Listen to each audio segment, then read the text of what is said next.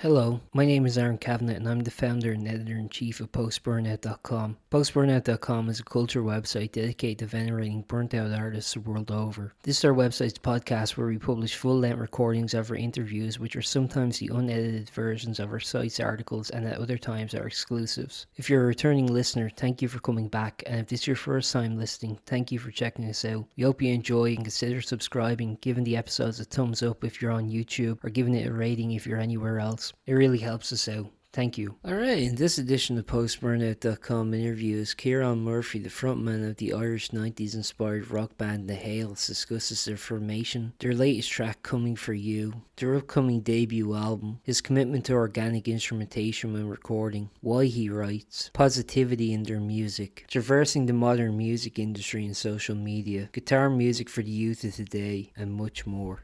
Hey, where are we? What's Hello, going? Aaron. How How are are you? you? I'm very well. It's nice to meet you. You too. You too. Very nice. I'll Greetings try. from a wet and shitty day in Roscommon. You get a lot of wet and shitty days there, I Yeah, imagine. yeah, No, it's not too great up here sure. either. The joys of living in this lovely little country of ours. It's lovely, but just too grey and too wet. But other than that, no You'd miss it if complaints. you weren't there. Man, it's How really are nice to things talk anyway? with you. I was listening to your new single, man. It's just I would say it's probably my favorite song that you've released so far, which we'll get into. But Yeah, let's talk a little bit about the band. I mean, my understanding is that the project started when you met the other members. Correct me if I'm getting the chronology on this correct. yeah, So you're in college and you met the other lads. And it was during lockdown that you've been playing guitar for a while, but it was during lockdown that you really started to delve into songwriting. Is all that correct so far? yeah. That's 100%. Yeah, What were you studying in college where you met the guys? yeah. So I was studying in Athlone, Hmm. and all the lads are kind of from Athlone. I'm about an hour from there, from Roscommon, as I said. But Jerome, who's the other rhythm guitarist, he was actually in my class. Hmm. So we've been friends for years. And then Cormac on bass would be Jerome's cousin. They're they're first cousins in the band, That's very Irish. isn't it? It's so Irish. Yeah, we're I'll get probably me all cousin. related, and we're all half brothers. And then Eamon happens to be from Athlone, but was in college in Galway with Cormac as well. And Cormac had played in a covers band with Eamon before they kind of broke up. And I had played in a covers band with Cormac a few years ago that went its ways as well over you know yourself, when you're Mhm. younger, teenage years, you kind of, bands come and, they go like, I don't know what, like fast food, you're lucky if the last months between Yes. that, yeah, relationships and girlfriends come along and whatever else. And but yeah, no, we originally got together for this band as it was meant to be. We were already kind of formed as a trad rock band because Jerome was a really accomplished button key accordion player as well. Yeah. And so what we were was myself to come up with the idea of it was doing, like what Sharon Shannon does with trad music. She puts a fusion of flavor to it, like, whether it's reggae, rock, blues are up. And I love that. So that's what we were kind of, that's how we had originally formed and met. And we were doing bit of cover stuff as well. We've done an EP of that trad stuff under a different name. But then uh, the songwriting started in lockdown. As I said, you were right there. I've been a musician all my life, but just purely out of boredom. Because normally I pass my evenings by TV, radio, whatever it may be, usual stuff, Netflix and sport. I love watching like football and stuff, but yeah, there was nothing, you Yeah. know. And Except COVID reports, I remember the time. oh, stop! Yeah, when you think back at it now, wasn't it Every day just on the sickening? news at the 6-1, it was just like, all right, yeah, The here's numbers how up many or you're sick down. today. Oh, stop! It was just relentless. Now is what it Yeah. was. Because I don't know, like I'm a person. I just like to be doing stuff. It doesn't Hmm. mean that I'm overly active or anything, but I just like to be. know that I can go somewhere at the drop of a hat. You know what? I'm just going to go to the cinema tonight. You know, it's Yeah, just yeah. that movie's out. Come on, let's go. And then you couldn't do any of that. But anyway, I was upstairs. I have a room where I keep all my guitar amps and guitars and stuff. And I was playing along. I said, you know what I must do? I must start learning licks of all of these songs that I loved over the years, but I never actually played or sat Hmm. down. And so I was learning away licks and messing around with my amps and stuff and copying sounds of like some of my favorite guitar players and stuff that they did, like weird sounds of different delay things on sounds of the guitar. And all of a sudden it got to a point where I was like searching to find something new. And that's when I found, where's all the new guitar music? Yeah. Where are all the bands? Where are all, because very much like what Spotify or what YouTube was pushing was nearly all, and all of the nearly all the artists that have been in popular music the last 10 years at least, you could say, have been like solo artists. Hmm. I only watched a clip. I don't know if you've seen that clip from, I wrote it down, what's it called? The Rest is Entertainment podcast. Have you heard Yes, of that? yes. Yeah, And that guy, Richard Osman, I love him. he's very good. I Yeah, really he's like great. him. And he does that podcast with a journalist called Marina Hyde. Hmm. Um, and she's a well-known journalist in the UK. But They're they really had good at this, just like yeah, just like breaking down things into like really bite-sized facts that are like sometimes pretty shocking. You're like, oh my God, I didn't know that. Like they're really yeah, good at, I think, evaluating the entertainment industry. yeah. So the fact that they were like, where have all the bands gone, basically? Hmm. And they broke it down. I think it's been, I don't know how many years, between 10 and 20 years since you've had a band in the top 10, let Really? alone number one. And I think I Googled it there just before, because I was thinking about it, and I Googled it on my phone just before your call came on. And it, like, I just put in, when was it the last time a band, and it was like 2001, Nickelback, How You Remind Me, in America. Mm, yeah, that's crazy. It's I a would have little- thought like, during the 2000s, like the Arctic Monkeys or something like that. I would have, Yeah. like, or the Well, this Kaiser obviously, Chiefs or anything.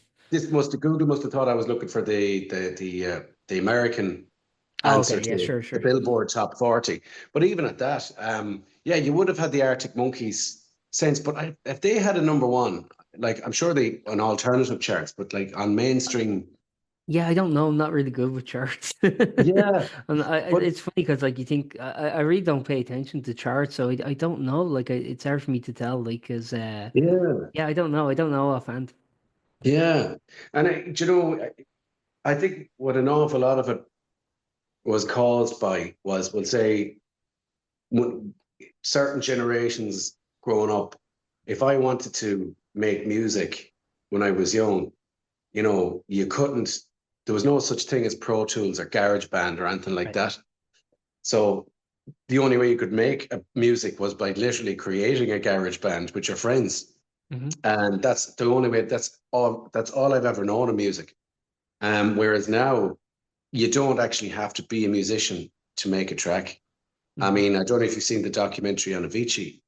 No, I Uh, haven't. My Name is Tim, I think it's called.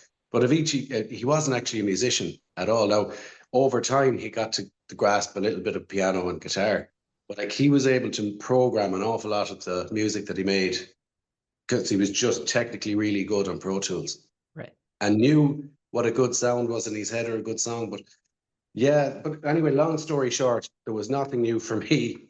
Um, after going off on a tangent there, and No, no. I just started messing around with different sounds on the guitar, and all of a sudden a riff came to my head, and I was like, "Geez, that's really cool." And something just clicked with me there, and then I was like, "Why don't you just try making your own music? Yeah. There's nothing else to do. It's not like you can go downstairs and put on a Premiership match or there's anything good on TV." I was like, just stick at this, and I think I might have cracked open a beer to celebrate and got a bit more inspiration. And I think the first song that actually ever came to mind was Charlie, Yeah. Yeah, that was your debut. um, because there was an awful lot of talk of the cocaine epidemic and how it was affecting people. And one time that was just in bigger cities and stuff like that, but whereas now it's spread everywhere. Like I was Yeah. hearing, an awful lot. I live in rural Ireland, but like it's every place now. And Hmm.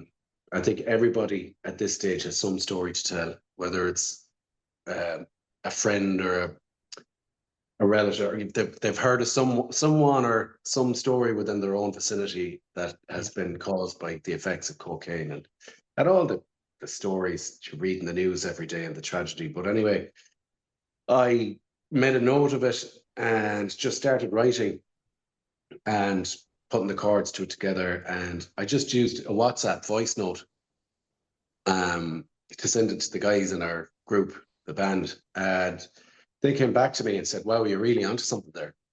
Mm. And Cormac would have been involved in originals bands as well, our bass player. And he was sending ideas over and back. Cormac comes from a long lineage of good musicians in his family. His father was a singer-songwriter as well. And um, once the ball got rolling, then it kind of snowballed. And when a song idea would come to me, whether it's a melody or whether it's a lyric, I generally, because I have the memory of a goldfish, I have to run Yeah. and make a note of it there. So I'd often use the dictaphone in my phone. And I also had like a little book of lyrics up. I still have it upstairs and upstairs of my music room. And yeah, I piece stuff together. And it's mad. I remember I was even in bed one night. I was putting my little boy down to bed, and a song idea, boom, it hit me there and then. Yeah. And I was like, if I don't make a note of this now, and I had a lovely melody, Yeah. and I was like, whatever about jotting down the notes on your dictaphone or on the notes on the phone, if I don't actually sing this melody now, it'll be gone by the time I get up in the morning. So Yeah. That always I had- happens. yeah, I had to You jump out have of to, you bed. have to like. It's funny because you were kind of mentioned there, like the memory. I think like to some degree, all the technology we're with is kind of like ruining their memory somewhat because we're just like inundated with like very fast things coming. But at the same time, it also is the tool that we use to preserve our memories and our ideas. 100%. Yeah. And I've taken that out of, in a bigger story to that is that, I had this conversation recently with another journalist, and we were saying, like, even social media, it's a necessary evil in one Yeah. sense now. Hmm. You don't exist if you don't have it. Yeah. And yet it's so good to get you out to a bigger audience. But yet the fact that we have become this scrolling, possibly, hunting for new information all the time. It's this high input of constant information. Um, I think that had a knock-on effect of the creativeness of music then as well, because people's patience to process a song Hmm. is a lot less now. Yeah. Like if one of our music videos was to pop up with someone's timeline, going, "Oh yeah, that's cool," boom, gone, and then they're watching a cat video. Yeah. No, that's So that's a big thing. It's like because before it used to be like with radio, songs had to be kind of in the avenue of 2.5 minutes, like and get to the chorus as quick as you can. But now it's like yeah, 15 seconds at most, and it's like it really is. You have to get that hook. Like if you're on like TikTok or you're on like Instagram sponsored ads or anything like that, it's like people have to get that melody like straight away. And it's like I don't know. yeah. It seems like really. It seems really difficult because you were kind of mentioned there the need for social media. I was just talking about this with another interview I was doing, and it is kind of just like everyone is beholden to these social medias, and they're great platforms to kind of sell your band and to kind of get stuff out there. And I think in some ways it's great that we have platforms where people can just upload their music directly and just have it out there, and it can be like Mm. across the world like in one go. But then at the same time, it's like the way you actually kind of get people's attention is so like short that it's like so difficult, like just because you have to pick like the perfect time and all this. It's like it seems really difficult to kind of capture people's attention. Would you agree? Really difficult. Yeah, and I mean, the thing about it is, when you're writing a song, like when I'm writing a song, I don't think about things like that. Yeah. Obviously, I want to think about um you know, making the song as good as I want it to be, or I want to hear it to be, you know. And the last thing that's on your mind is, I suppose, the that kind of stuff, that media marketing. Oh God, I better cut my verse in half Yeah, because no one's yeah. going to have the patience for it. And funny, I've been talking to a producer we worked with, Billy Farrell, and Mm. Billy's really well known. He's worked with like the Cars and Brian Kennedy, and internationally he's worked with loads of people as well. But like he said, he was talking to other big producers, and like some of them are predicting that mainstream music now in the future could be as short as a song that might only be 30 or 40 seconds long, I believe it. I believe it. just the length of a reel. Yeah. What's that song? I don't even know the name of the singer, but I know it's in my face all the time from seeing it used on clips. You know, these beautiful things that I've done, Yeah, stay. I can't even. Yeah, I know what you're talking Yeah, about. but again, That's the I thing, though. don't It, know the name. it it gets into your head, though. Like, and especially it's another thing too. Like, as you were kind of mentioning there, these songs get into your head, but like the artist isn't credited, so you can't really like even listen to the full thing. It's like difficult because you have to use like Shazam or something to find it. Yeah, Yeah. yeah. So it's strange times for music. It really is. But look at everything ebbs and flows, and I genuinely think that the whole programmed sound nearly that I would nearly call it 80s esque. Hmm. Like the sound kind of that The Weeknd has. Um, Coldplay had it on their last album. They used a producer in Sweden that gave them that nearly, that 80s program drum sound, Yes. that synthesizers and stuff. That seems to have been very popular the last while. But I think music is very much like fashion. I do think it goes round in rotation. Yeah. Absolutely. And I'm hoping that there will be an epidemic of bands and rock bands coming back the way soon, because it's been so long since bands were kind of there. And, you know, you see, I hear a lot of talk now about, I don't really know their music, but, Inhaler Hmm. in Dublin, they seem to be making waves. And, you know, uh, God, my memory is so bad. The lads from Dublin that were involved with Kneecap there. Yeah. Um, what are they called? Fontaines or Fontaines, yeah. yeah. Like it's great to see it. It's brilliant to see bands like that, and of course the whole Oasis reunion. Yeah. Um, that might kind of change people's taste, because, as I said earlier on, at the minute it seems to be very much bubblegum, a lot of bubblegum music, and I'm not a critical person. I'm not being a negative person or anything, like I want to see every genre of music and every type of music getting its every artist getting on and being successful. But I do think an awful lot of the music that's being pushed on the masses at the moment, especially on radio, it's very hard for new artists to get into radio play now, Yeah. um, because your your song has to be added to the playlist of the station. Yeah. And an awful lot of those radio stations are, whether they be named, different names of stations, but they're owned by the same media companies. And, Hmm. they tend to play the big international super hits, as I would describe them, your Taylor Swifts, your Ed Sheerans. And then for the up and coming artists, whether you be a band or whether you be, they, their argument would be that it's very risky. It's high risk for them to play a new song in case they lose some of their listenership. Yeah. I think what that has done is it's created a lot of repetitiveness, in that if you're driving along in your car, you could be listening to one station, press skip to go to another one, and it's literally the same playlist that's Same coming song. up Yeah. again.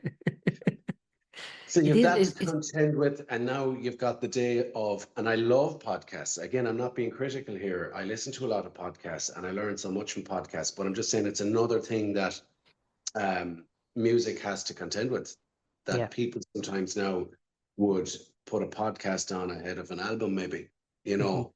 So music in the last 10 years, even a little bit longer, the whole way the industry has worked has just completely flipped on its head, you know. But Another thing I want to add just to what you're saying there about the podcasting is that, like, you look at Spotify as a platform, and that was like built by music. Come listen to your favorite albums, come discover new artists, and now yeah, they're kind of putting all their stuff onto podcasts too. Like they're putting their focus and their attention on and their money in podcasting rather than music. It's kind of like it's a weird thing too, where it's like I guess the one kind of like avenue for like artists to kind of get exposure now is being overtaken by that other medium, as you were saying. yeah, it is. And you know, you're it's it's evolving so rapidly nearly at this stage now. It's hard to keep up. Yeah. And you know what I was on about earlier, whether it's on TikTok or Instagram, like you create a song, you put a music video to it, and people go, "Oh, that's kind of cool." But then they're they're so used to scrolling now that, oh look, there's a cat doing something funny, Yeah. you know, and the cat doing the funny thing will probably have 10 times more views than what Yeah. your video will, Well, and like that's what that. you have to. You have to get your songs on the cat videos. That's it. I think, thinking about it now, what I need to do is buy a load of cats and Yeah. just make music videos of them doing stupid stuff, and then I'll get the views.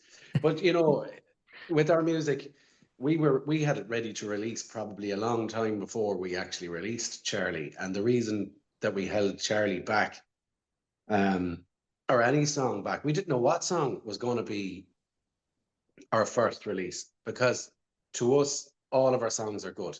Yeah. That kind of Yeah. way. Of course, everyone thinks their own songs are good, but we were like, God, because they're all so different as well.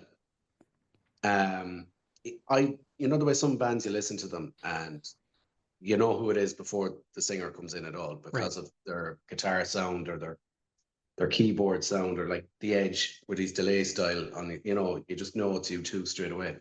But with me, I write a song around the song, and just because one might be, say, have a certain flavor to it, the next song will be a completely different flavor to suit what I think that flavor of that song is. But that being said, we wanted to network the songs to, because our producer thought, these songs are too good, um, to just let them out there. He said, so we tried to network them to record labels, and we had a big manager that was interested in us as well, who works with big international acts, and he liked the songs, but he did get them to the attention of a record label, and they liked them. But what we were told was basically it's a numbers game. Mm. So record companies now look at your social media performance, Yeah. and they will sign you on what kind of a following you have, or what kind of an impact you're making as a inverted comma influencer. Seems to be the big Right. term now. You're more of an Yeah. And influencer it's not than. music; it's content. Yes. Yeah. And he said, like, look, I think you should release some music and see how it goes. And if you get it, if you start building a decent following, come back and talk to me. So that's what we're kind of doing at the moment. And it's growing. Another thing is, like, you want to grow your audience base organically, Yeah. because we would have heard of some bands in the UK that used all these, how would you say, clever ways to get their numbers up, Mhm. which is good. Might look good to anybody logging into your page to see that you've got, say, a large amount of followers. But the knock-on effect of that is, then when those same bands were putting shows on in the No one UK, was turning up. the venue was going, "Oh yeah, this is great. These guys have 50,000 followers. Yeah, well, let's put a gig on." Yeah. But next thing, there was no tickets selling, because in reality, out of those 50,000 followers, there might have only been 500 organic followers. Yeah. So that's when I say organically, we want to get people to follow us because they say they like our music, or they like the cut of our jib, or whatever. Yeah. And I do obviously post on social media. We put links up to our music. I do videos, but like, to a certain extent.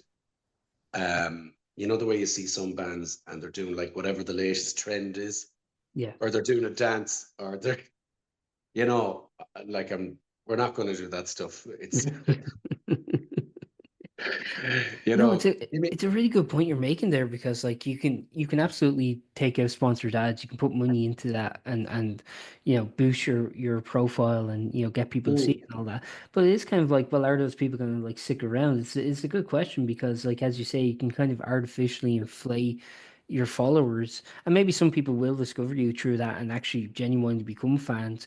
But then it's like it is hard to kind of discern between, like, okay, are these people actually in it for the long haul, or are they just kind of just click and follow because this popped up? You know what I mean? It's like it's hard to kind of gauge like the effectiveness of boosting yourself in that way, if that makes sense. yeah, yeah, it's a tough one, you know, and like I do an awful lot of the social media stuff pages that we're on. I mean, if it was me personally in my own, just for me being me, I probably wouldn't even be on them. Yeah, But you know, as I said, for a business or for a band, it's like a necessary thing to do now, because it's another form of media. Obviously, it's social media. But like years ago, you just had the radio, the TV. Um, so if a band was lucky enough to come out, and if you got a DJ behind you, like Dave Fanning when he got behind you too, you know, back in the day. And he was, you need to get behind this band. They're really good, and played their music and plugged them. Then he was introducing you two to a whole new audience, you know.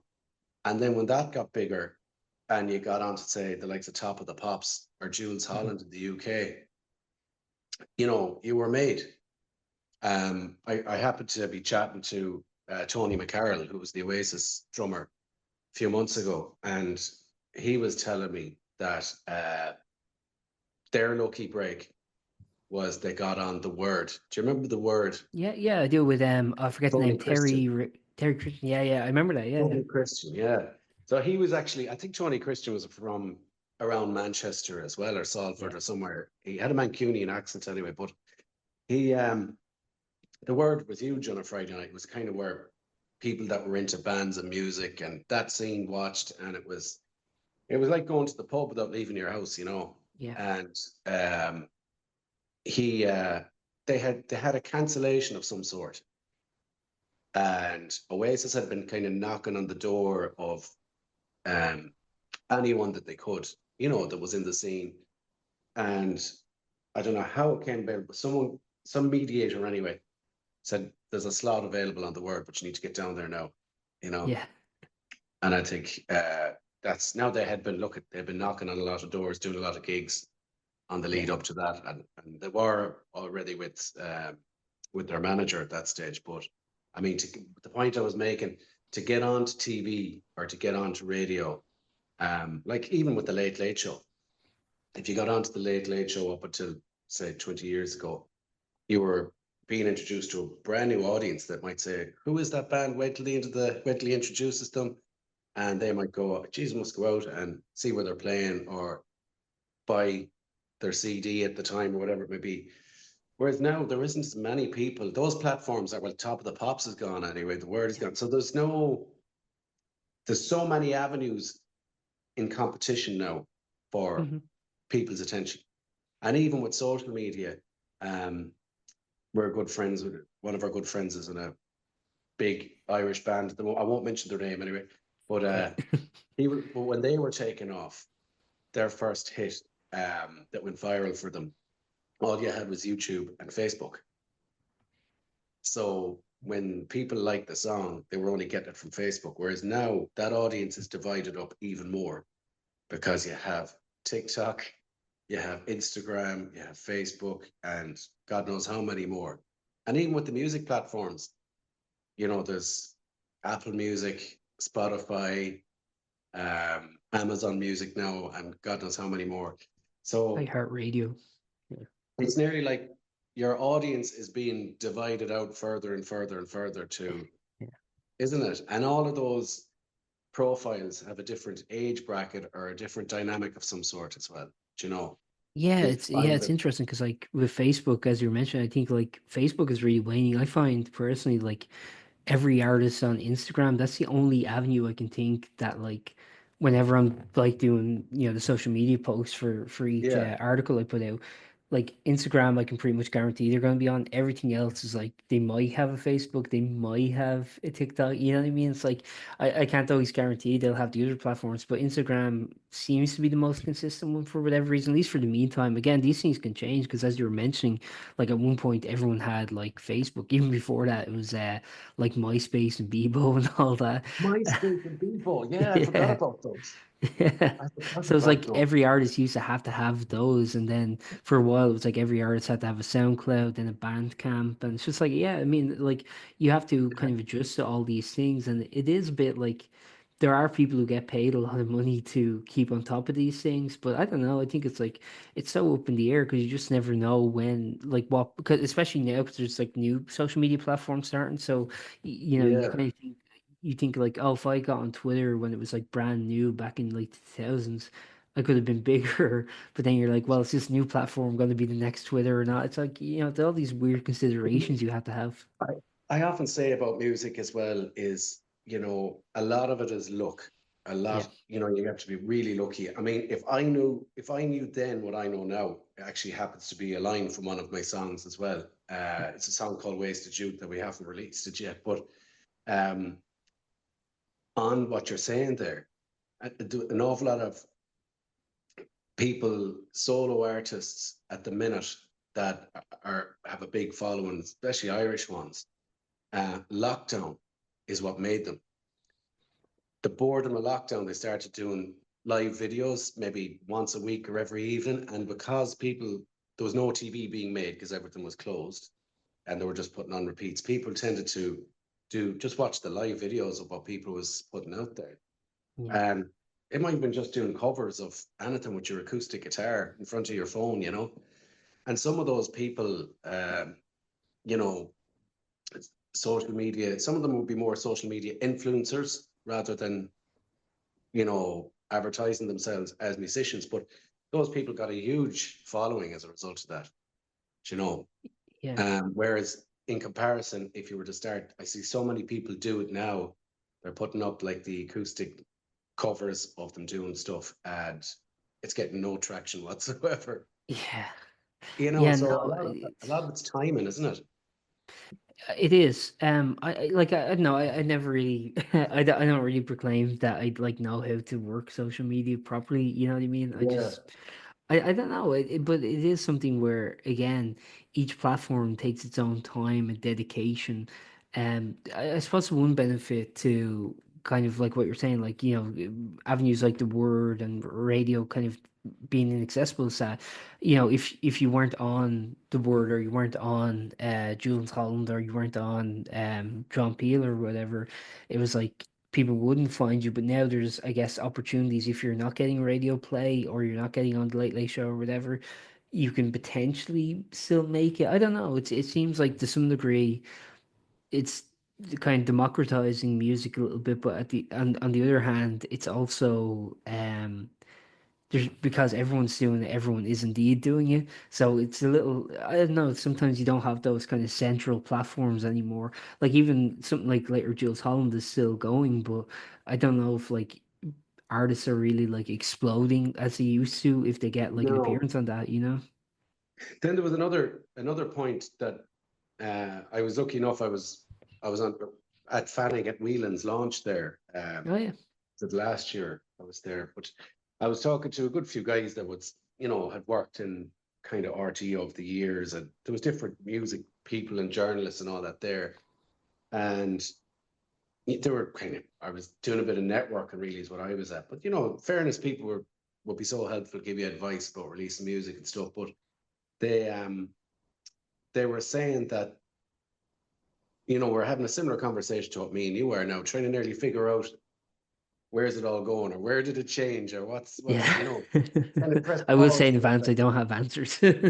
Yeah, trying to find the answers to all these questions. But another good point that was raised was um, one time as a band, you had to go out and play the scene of the, say, up and coming pubs and bars, Yep. and you'd build like your ground audience base that way. And then what would happen was when you did record, you had to go in and do demos, but like when those demos would be done good, you know, when they then get to the DJs or to the journalists, they would sort out the good songs from the not so good songs, Right. or the people that was less talented to the more talented bands or artists, whatever it might be. Um, and those bands would have to save up money to get into a studio in the first place to record, to pay, because recording isn't cheap. And over time, gigging, whatever, you'd save the price of, you know, a day's recording. But now, as I said earlier on, um, everyone that buys a Mac or an iPad instantly has access to recording software. Yeah. Yeah, I think And people should really cut their teeth gigging before they start recording because yeah, I don't know, and especially like even if you just gauge audience reaction. I saw a band not too long ago. I can't remember their name. I'm not just being polite and not yeah, and yeah, exclude their yeah, name, but they were pretty good. But the problem was their drummer was just a little out of sync with the rest of the band, and they were like, "Oh yeah, this is on our EP that we're going to be recording soon." Like you guys shouldn't be recording just yet. Like, and I'm not saying that in a yeah, bad way. It's like you yeah, just have to gig more and you just have to practice more before you get into the studio. And that's just the reality. I mean, like to be a really tight unit, you want because as you mentioned, I mean, it costs money to record, and like with that um money and with that time, you want it to be the best product it potentially can be. yeah. No, 100%. But I suppose the point that I was making in relation to the overall thing was there was less music being recorded, even though the studios were way busier um, a few years ago. There was way less music being brought out. Hmm. Now the studios are really quiet and there's way more music being brought out Yeah. because you see, you don't actually have to have even a band now to record. Like with garage bands, you can go in, you can pick a drummer, pick a bass player, program a song, put your vocal down to it, all from the comfort of your bedroom. But you do notice the difference. You do notice the difference between electronic drum, and this is actually something that I know for your band is a really big aspect of it, is to do things kind of organically because you can tell the difference between digital drums and an actual person just banging the skins. 100%. And I insisted on that from day one because there was some of the studios we went into, and the guys who owned them or the engineers there were like, "Oh, would you not just program it?" Because Yeah. they didn't want the work of. They're like, "But sure, everyone programs it now, you know, Hmm. or 99%." And I was like, "No," because I said, "I'll know it's programmed." Yeah. And I said, it never sounds the same. I said, even when I'm driving down the road, and even the biggest record, or even the biggest records at the minute, when I'm in my car, if I have the radio on, and some stuff that could be like, that's in the top 10 in America, you know, and that's meant to be nearly of a country artist, and Yeah. it's programmed. Yeah, And I like noticed that too. country music to me was like always the purest form of outside of rock. It was always nearly the purest form of recording in that, you know, when other genres went digital in the 80s and stuff and programmed drums and all that, they didn't. They always stayed true and kept their microphones, their analog desks, putting it in front of it and bringing in fiddles and steels and everything. Whereas now I listen to some of the stuff that's coming out, that's meant to be coming out in Nashville. And to Right. me, it sounds like a pop record with a little bit of fiddle thrown on top. Yeah. You know? I get exactly what you're saying. Yeah. And Do you it's think just, also that's part of it, also to do with your trad background? Because like obviously with trad music, I mean it's so like visceral and real. You know, actually yeah. just collaborating with real musicians and instruments. I don't know. I could just be reaching, but do you think that played any kind of role in your sort of determination of making it organic Yeah. and real? I just think like sonically for me, like it's a hell of a lot easier. I know technology has made life so much easier in one sense, but I think it's just all of our ears in this band that we've the same as you. We can pick up straight away if something isn't right. Yeah. And we love organicness in this band. Is organicness a word? I don't know, but I know what you mean. It doesn't matter if it's a real word as long as people know what you mean. Like that's what I always Yeah, say. yeah. But I this, say mad stuff all the time anyway. So I know. I'm always coming up with my own words to describe stuff. But yeah, no, when we did go into the studio, even like the guitar, there's these things called plugins now, which you're yes, probably aware of. So they have an interface between the computer and the guitar. And instead of plugging your guitar into an amplifier, you plug it into an interface. yeah, And then through the recording package, you can pick an amplifier or a sound that you want to use. And you play your guitar as normal, but instead of going through an amp, you're going directly into the recording software. And it's very practical. It's great for the recording session because if you decide at any stage afterwards that your playing was fine, but you didn't like the sound, you can actually change the type of amplifier, change the type of sound yeah. without having to go back and re-record. But even that for me was like a no-no. I was like, no, I ain't doing it. And I had an old Music Man 2x12 amp that would take about two guys to lift. It's Yeah. that heavy from the 1960s or 70s, whenever it was made. And I have an old American Mesa Boogie valve amp, which again would break your back. And my pedal board, they all had to go into the studio and Yeah. get mic'd up. And I mean, that's an awful lot of people on Charlie in the chorus. They say, how did you get that? Sorry, my little boy's here. He's off school No today. worries. All right, bud. Yeah. And it was just people going about how loud the chorus is in Charlie, Yeah. you know? And that's because the amps are in the studio and they were turned up to 10 and it captured what I wanted in my head. Because if I had used plugins for that, it would have just been soft and brittle and no punch in it. I wanted the chorus to like hit you in the Yeah. face so that people could hear it, get that minute that when I hit my stomp box, that that loud explosion of distortion that just knocks you off your seat nearly, And How do you feel about digital pedal boards that go into an amp? yeah, they're look again, the technology is brilliant and it's so reliable because you're not dealing with valves that in amplifiers that can break down or the junctions between each pedal that can come loose or Yeah. Yeah. that Yeah, kind of that's always stuff. the thing. Daisy chaining those things always Yeah, the something daisy always goes chain and wrong. the hiss and the interference and all that. But um, they're really, really good. And so many of my guitar friends and guitar geeks that I know, they've all gone down that route Yeah. um, of using, I won't name companies now, but you know what I'm on about, that they simulate amplifiers and you can put in a signal chain of whatever, Hmm. and you can literally recreate any guitar amp sound, pedal sound. But I do, again, find my ear can pick up Yeah. on it. Sure, absolutely. Of course, there is something. I get what you're saying. I can't describe it exactly, but there is just something your brain just notices it. I You can't know what exactly explain why, I but your brain compare it does to? kind of pick up on it. It's like a pint of regular Guinness or say lager or whatever, and a Hmm. pint of 0.0. Yeah, yeah, you can just tell It there's a difference. Yeah. it tastes similar, but it's not the same. No, and also, Um, I think I'd like to get your opinion on this too. I think to some degree there is a beauty to the limitation because when you have any option at your hand, I think you can just get so overwhelmed and just like so obsessed with like, okay, well, if I add this, where if you're like, here's my guitar and its settings, here's my pedals and their settings, and here's my amp and its settings, there's a limitation there that you have to work within. And I think that actually frees up your mind a little bit to actually just focus on the music. I don't know if you agree with that.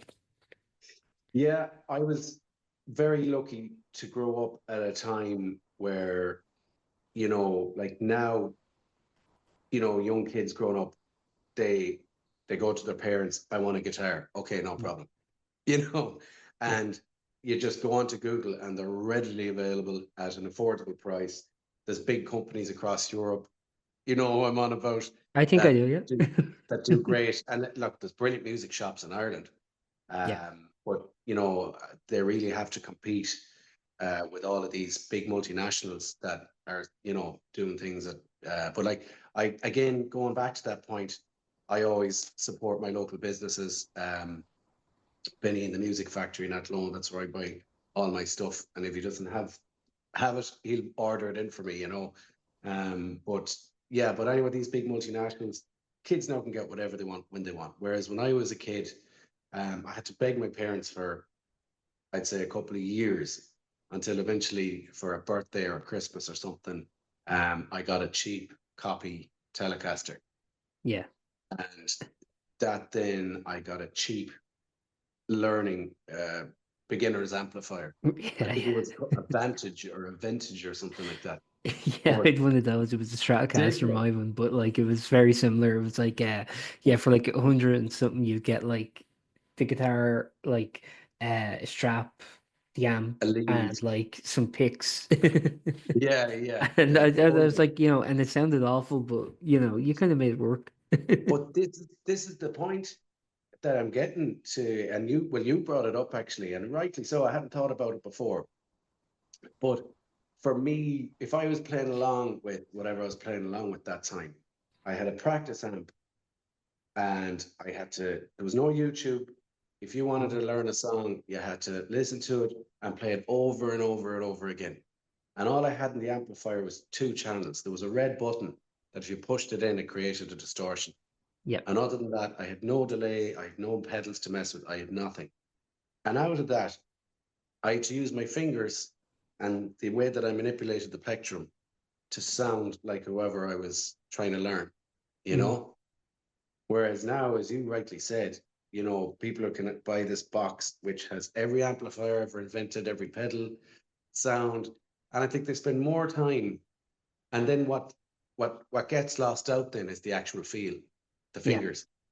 Yeah. No, Because I I think you're totally right. I think like because I actually started when I started playing guitar, I got this like really cheap like acoustic guitar with like the nylon strings, those ones. I think it was like yes, 50 yeah, quid, and yeah, I got it with my own money, and it's just like it's great. It's like there is just an amazement just to being like I'm making music, even if it sounds awful. I'm still doing this. You know what I mean? yeah. I but it's mad because I grew up then with a Telecaster, which as a solid bridge. Any song that I was learning that had vibrato, it all Yeah. had to come from so my fingers. So I'd be, vibrate using my fingers to create the extended note.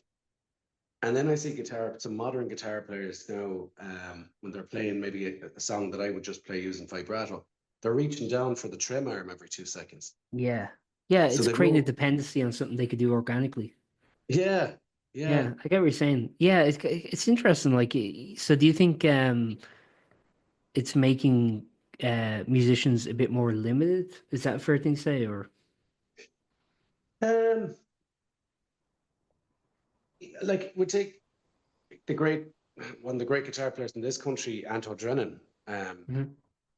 A session player that's played on loads of records, big records, and he'd be the chorus full time guitarist.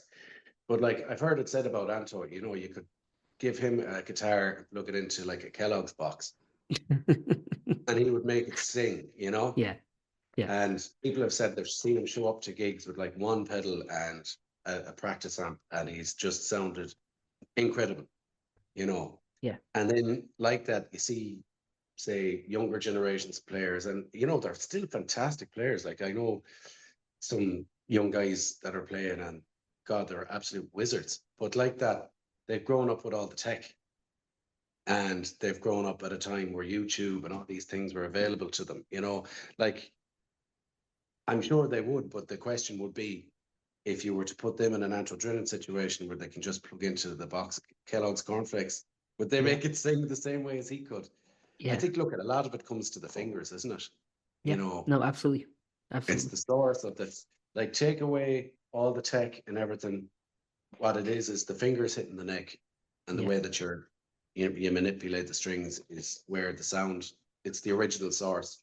Everything else is an add-on. yeah, But I suppose what's kind of another observation on that on the younger players is I've never seen so many wizards now as I would describe them, like on every instrument. Like, you know, if you're going onto YouTube and you type in drum cover or Yeah, guitar yeah, it's cover. insane, especially bass. I know it's actually a lot of bass players are just Oh, like they're doing crazy incredible. stuff. These guys are just outrageous players. And you're like, that is phenomenal. Yeah, But yet, why aren't these guys meeting up and I've forming I've a thought the band? exact same thing. They should start a super group. Yeah.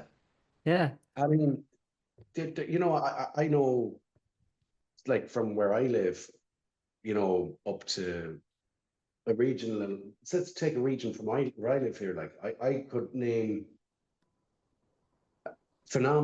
multiple phenomenal bass players, drummers, and guitar players, and they're all doing the solo thing. They're Hmm. all doing the YouTube thing, but none of them getting together to form bands. Yeah. Yeah. I think that was a thing that started a few years ago, was the whole YouTube cover thing for musicians. And it's brilliant. I love it. Don't get me wrong. But come on, lads, get together and Yeah. No, get us I absolutely agree. the real magic happens. Well, speaking of the real magic, let's talk about the Hale sound because yeah, we kind of get into it there in terms of the background, in terms of like kind of sort of the mission statement, I guess, of the band, so to speak. In terms of like there's a lot to go on. I guess one thing I'll start with then. So we're kind of talking there about how quick music has to be now in terms of like just drawing people's attention. You mentioned Charlie there, a song about the kind of cocaine epidemic in this country, Mm. and I was wondering, as someone who's like trying to tell stories through music, um, I think there's a beauty in terms of like trying to get your ideas succinctly within the restraints of a song. So, for example, if you're, you have to think about how many syllables you're using, the rhyming conventions, things like that, in terms of actually structuring your ideas into lyrics, right? And I think Yeah. I think that's an art, and I think it's very beautiful, and it makes you trim the fat, it makes you stick to the points you actually need. But as someone who's actually trying to say stuff with your music, how do you find kind of condensing that then in terms of like, a 15-second TikTok or something like that? Is that something that you even concerned about, or you just kind of go, I'm going to make the song as it needs to be, and then we'll deal with that when it comes up? Yeah. I suppose this has only come to light since we've done the recording. When Yeah. we were making the songs, that was not something I contemplated whatsoever.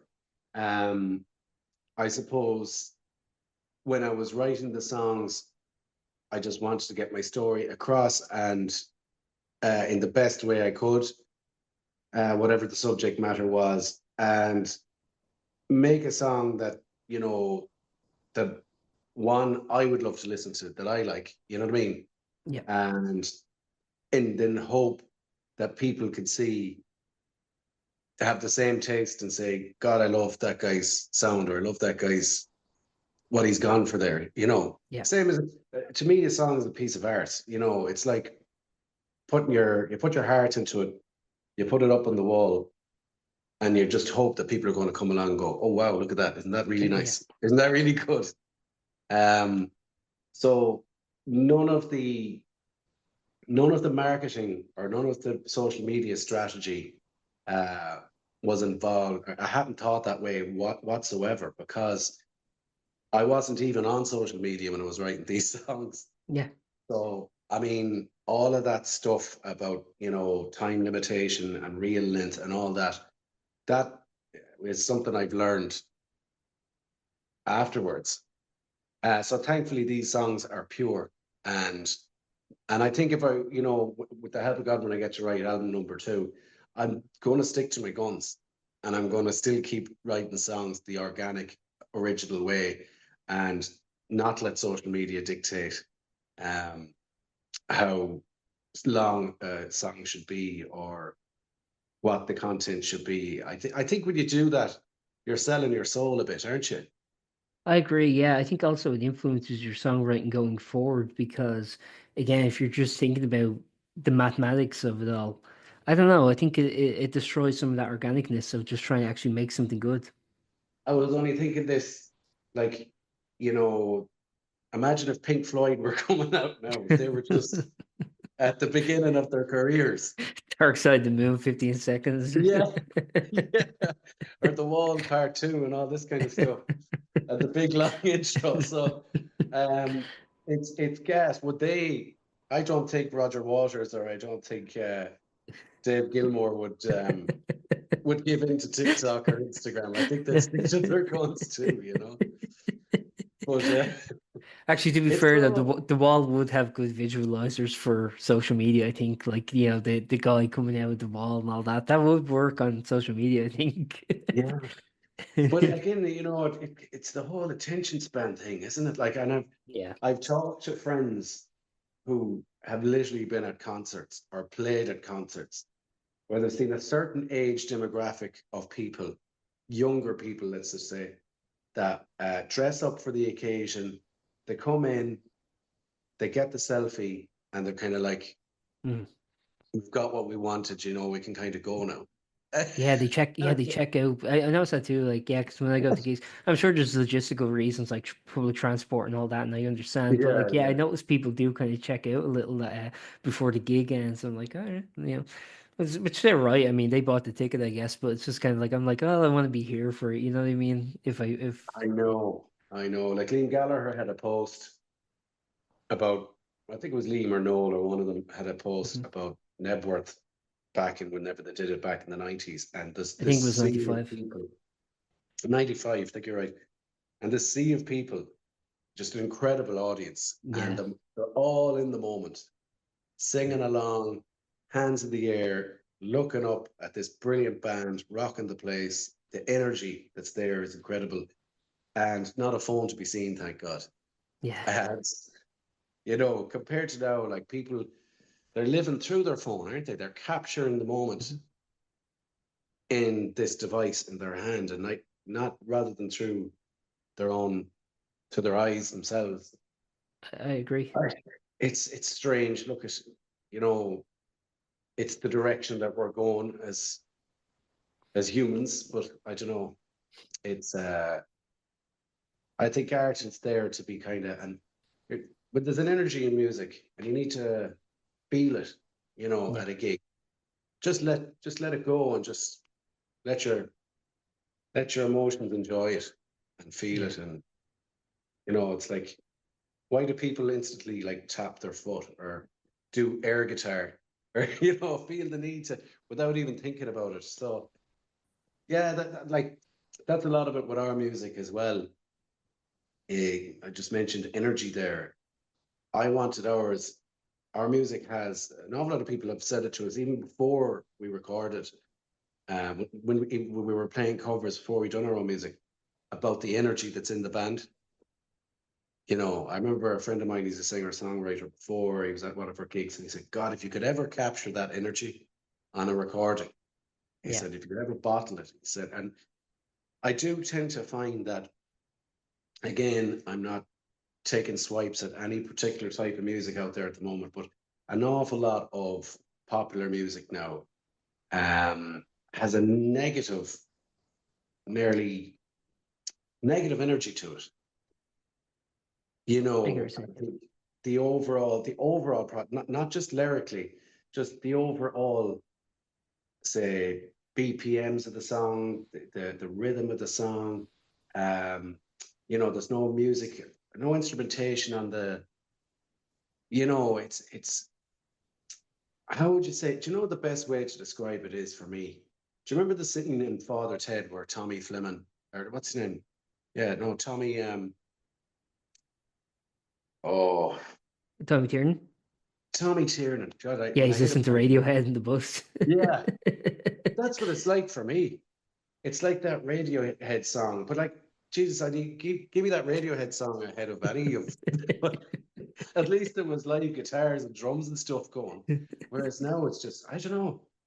It's and even, you know, I listen to some of the stuff that's being pushed on younger kids by some huge international juggernauts, and you listen to some of the lyrical content of it, and you're like, Hmm. Jesus, that's not going to cheer anyone up, is it? Yeah, that's a You know? good point. Yeah, yeah. No, like, yeah. Actually, I think like there's certain again, I won't name names, but there's certain artists I would associate as like appealing to kids that I'm just kind of like, really? Like I don't know. And then to some degree, I kind of go like, well, are these artists actually trying to appeal to kids? Like, I don't know, but the connotations there. It's a weird thing too, because you do have to kind of think about, I guess, also your responsibility as an artist too, especially if you are attracting a younger audience. Like, what are you actually kind of feeding them, if that makes sense? Yeah, that's it. I mean, like, look, I think you should always be true to yourself and write about what you want to write about. But like, I think you should always be a little bit conscious about, especially if you have a huge, huge audience base, like what some of these people do. Hmm. Um, like there's one particular will go unnamed, everyone's gonna know who I'm on about. American female artist who has literally every little girl I think around the world follows her and thinks she's some kind of superhero. But like if you listen to some of the lyrics in her songs and you're going, would I want my little girl now singing that or talking about that kind of thing? I don't know. But I think different if it was a singer songwriter from the arse end of Wicklow and they were just singing about to their handful of followers what what was important to them. Grand. But I think when you get to that stage, when you're such a big influence on the lives of so many, especially children, Yeah. um, I think then you need to say, God, I really should be. I need to. I think there needs to be more of a positive message in my music. I You get what you're know. saying, yeah, and especially I was thinking Uh, actually as a parallel, I was thinking the '80s to like Madonna, and it was doing kind of a similar thing, but Madonna like never really had like a child audience, you know what I mean?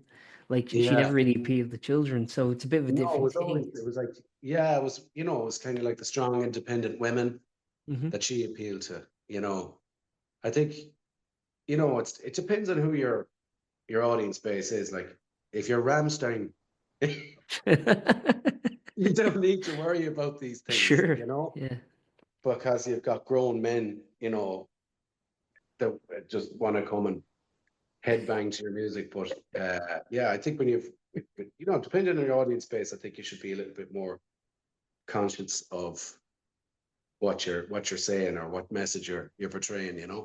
I absolutely agree. But Yeah, yeah. I think some degree, like you can't control the audience that you attract, but then once you do have that audience, then you should be considerate. If that makes sense. So if you're, I don't know, yeah, it's kind of like you might make music and you're like not trying to appeal to a certain audience, but then that becomes your listenership, and I don't know. but It's a good yeah, thing because you were mentioned there, like um artist independence and kind of like freedom to create and to be truthful. But then, yeah, I agree at the same time. I'll just say this: I would feel weird being the artist performing to some of the songs to kids if it was me in those shoes. I know. Well, look, that's where I think some artists write songs knowing that this is going to appeal to a certain audience, Yeah, or I need to write about certain subjects, and my songs need to sound a certain way because that's what is in at the minute. That's what that's a good people point. want, Yeah, or that's what's popular at the moment.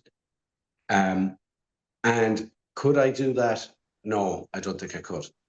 You know, Maybe if someone paid me or wanted me to write them a song that would fit in with the genre of what's popular now, I probably could do that for them, but not for me.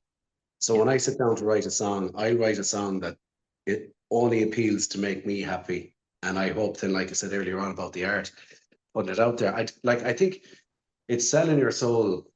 I think anyway, if you're going to be writing a song just because you think it's what the people want at the time, it's kind of like no, not for me. no, that's Just totally fair. Yeah, make your own sound. Don't try to be anyone else. Don't try to sound like. Even though people have compared us to certain bands, and I've heard it, and it's cool to hear it back when people go, "Oh, your song, Charlie." I thought one guy even said like Stone Temple Pilots, and I was like, that was really cool because I've never listened really to Stone Temple Pilots. yeah. You know, um, so it's great to hear, different influences coming through. Like I even said to someone recently, you know, they're on about who my influences were. And do you want to say hello, Ben?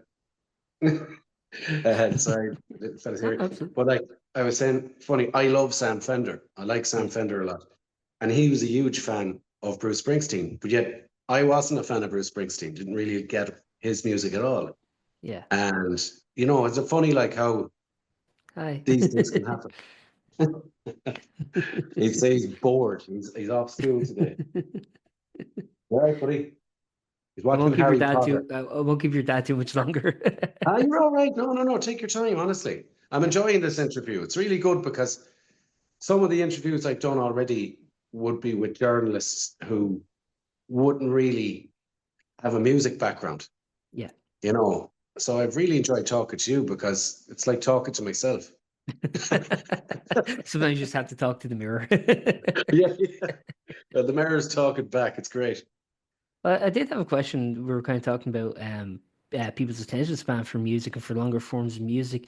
One thing I think is interesting is the resurgence of vinyl, which to me would kind of indicate that people want to actually sit down with a record, with a long form piece of music, and actually engage with it in a kind of I don't know, a kind of intimate way where it's like I'm going to put down the record, I'm going to put the needle on, I'm going to actually listen to it, and then when side A is over, I'm going to flip it over and then listen to B. It's less passive listening, I guess I would say, compared to like putting on Spotify while you're working out or whatever. Yeah, Do you think that's kind of like a remedy to all this, where the fact that vinyl is so popular with younger people now and it is making a resurgence, that kind of indicates that people do want to engage with music on a larger scale? definitely. Definitely. I think, you know, the streaming as good as it is, and as much as musicians, including myself, give out about streaming, yet we still have these streaming apps. Yeah. And sadly, as a band, you have to put your music on there, or else no one's going to find it. Um, I mean, it's had a detrimental effect on bands making money because obviously one time the only way people could get your music was buying it either on, as you said, vinyl, CD, or tape all them years back. Hmm. Whereas now, and you know, I remember when bands would never go on tour. You'd never hear of big like bands like from America, Guns N' Roses, or any of those coming to Ireland, or once in a blue moon. Now they're here every year, every summer, Yeah. because Yeah. everyone has to tour now because the only way you can make money is through selling merchandise at gigs or ticket sales. Because there's literally no money. Like out of all the streams you get on Spotify, and you barely get enough money to buy yourself an ice cream, you know. Yeah. No, Um, totally. but yeah, I completely agree with you. The vinyl thing, I think, is the only possible cure to this because some of my fondest memories was, you'd see an album advertised or you'd be reading about an album coming out from some of your favorite artists or bands that were younger. And would you bring that out to the hallway, buddy, if you don't mind? And when you'd get the album, it wasn't just the listening of it, it was the whole thing. It was Yeah. pulling out the inlay card, looking at the artwork, reading the lyrics, uh, seeing some of them maybe, depending on how big the inlay card was, some bands went to an awful lot of trouble with it. Yeah. And Reading you the would just liner do it notes, I once. remember doing that. Yeah. Just like, who did they thank and all that. I remember reading all that stuff. Yeah. And then you'd maybe, where did they record, or who worked on it, or who Yeah. produced it, or, and then reading through the lyrics and going, wondering what the songwriter was thinking or what he was going through at the time when he wrote that. And you felt like you were involved with the band or the artist. It was like an initiation process that you were now officially a member of this group of people, you know, and all the other fans were also, you were like initiates, that you were all, you belonged to something, you fitted in with this band and everything. And it was lovely to have your, whether it was vinyls or your CDs up on your shelf. And it was part of your identification as to who you were. Yeah. So it Totally. could very much, when your, say, new friends came over to your house, or your new friend from school or college or whatever, your music collection said a hell of a lot about who you were. Yeah. Do you know what I mean? And it was a talking point. Oh, you've that album. What's your favorite track? Yeah. Oh, mine's such. Oh, yours. Oh, mine too. And then you might exchange. Remember that? You might exchange. Yep. I remember bringing stuff into school. A friend of mine was into Nirvana, and I was more into Radiohead, and we swapped. Do you know? Yeah. Because you wouldn't have the money to go out and buy these albums every week. Yeah. But I Of course. definitely think vinyl coming back is it's fantastic. I'm all for it. I'm delighted, and you know, it also extends to the art, as I mentioned earlier on, because the the album cover was always such a big deal, Yeah.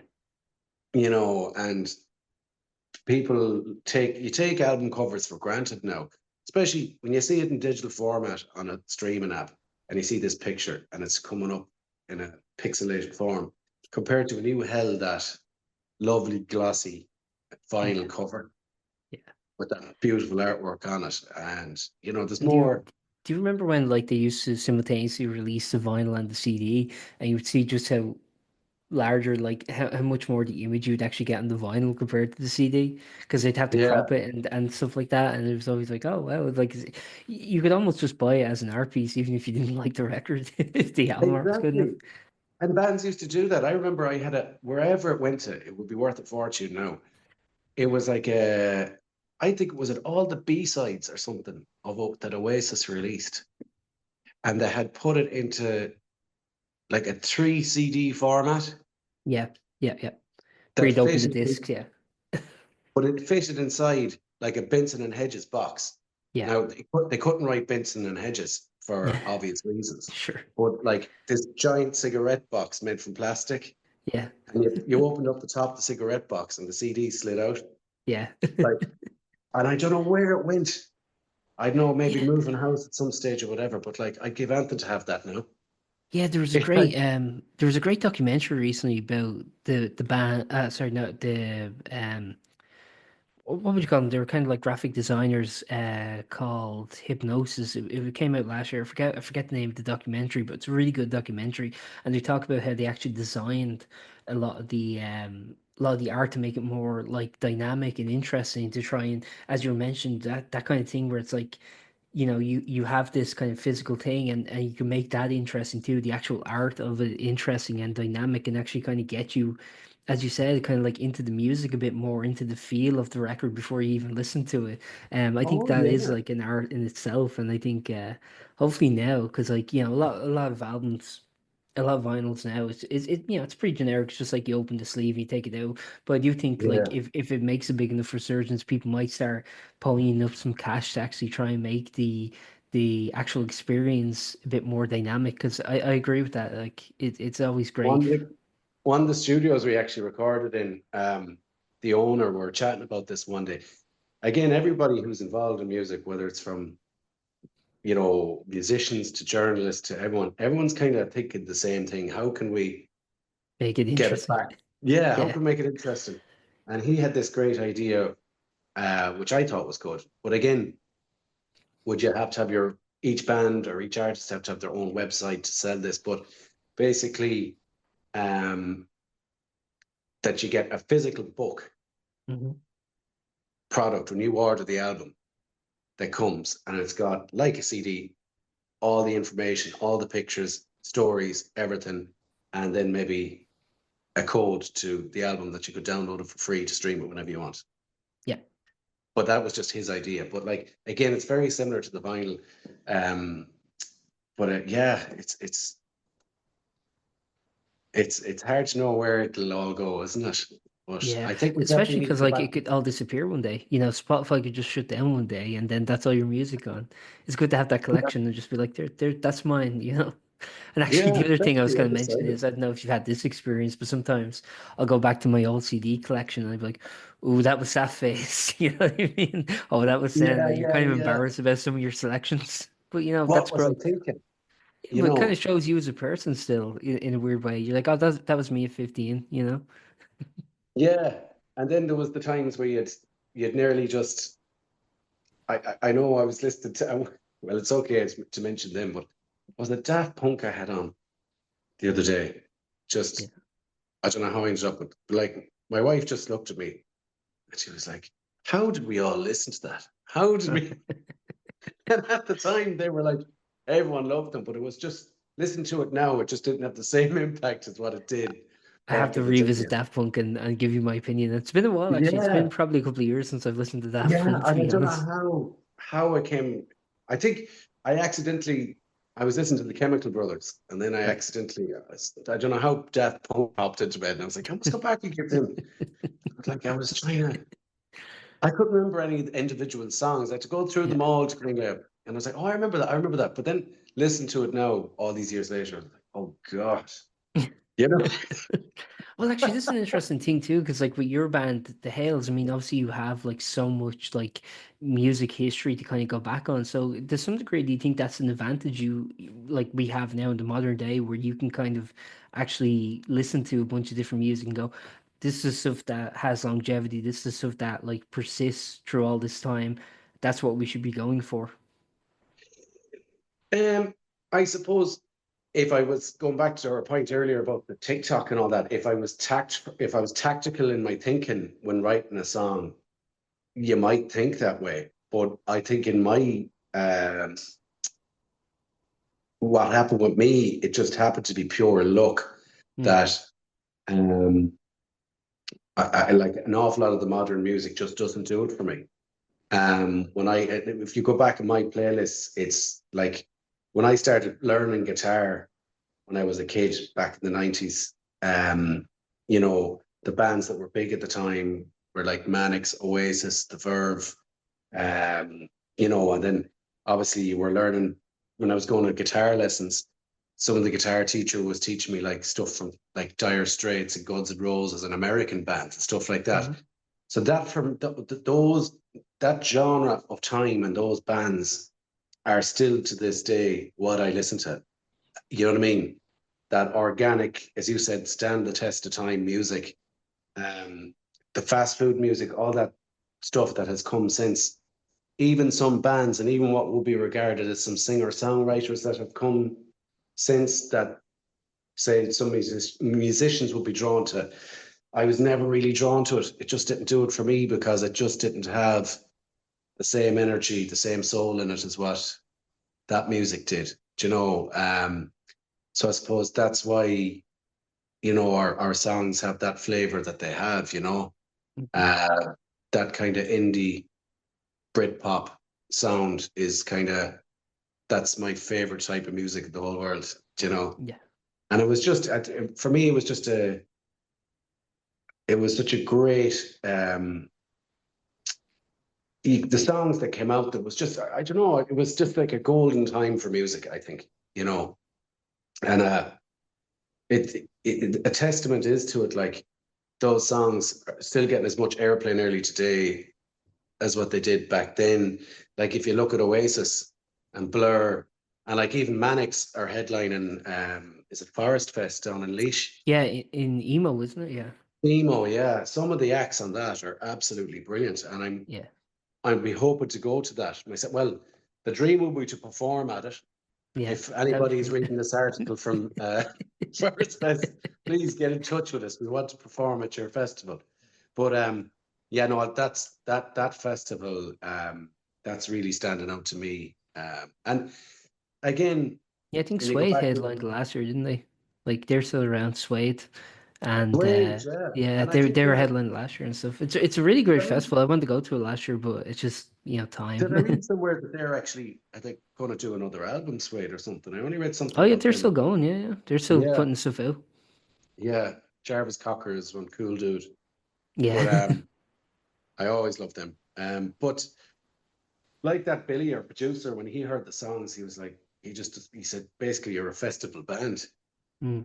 because having gone to some festivals myself and having seen some of these negative sounding energy, as I said earlier on, acts or singer songwriters that people are just standing there and they can't chant, they can't kind of let that energy go, and it's kind of like for me, it just all feels wrong.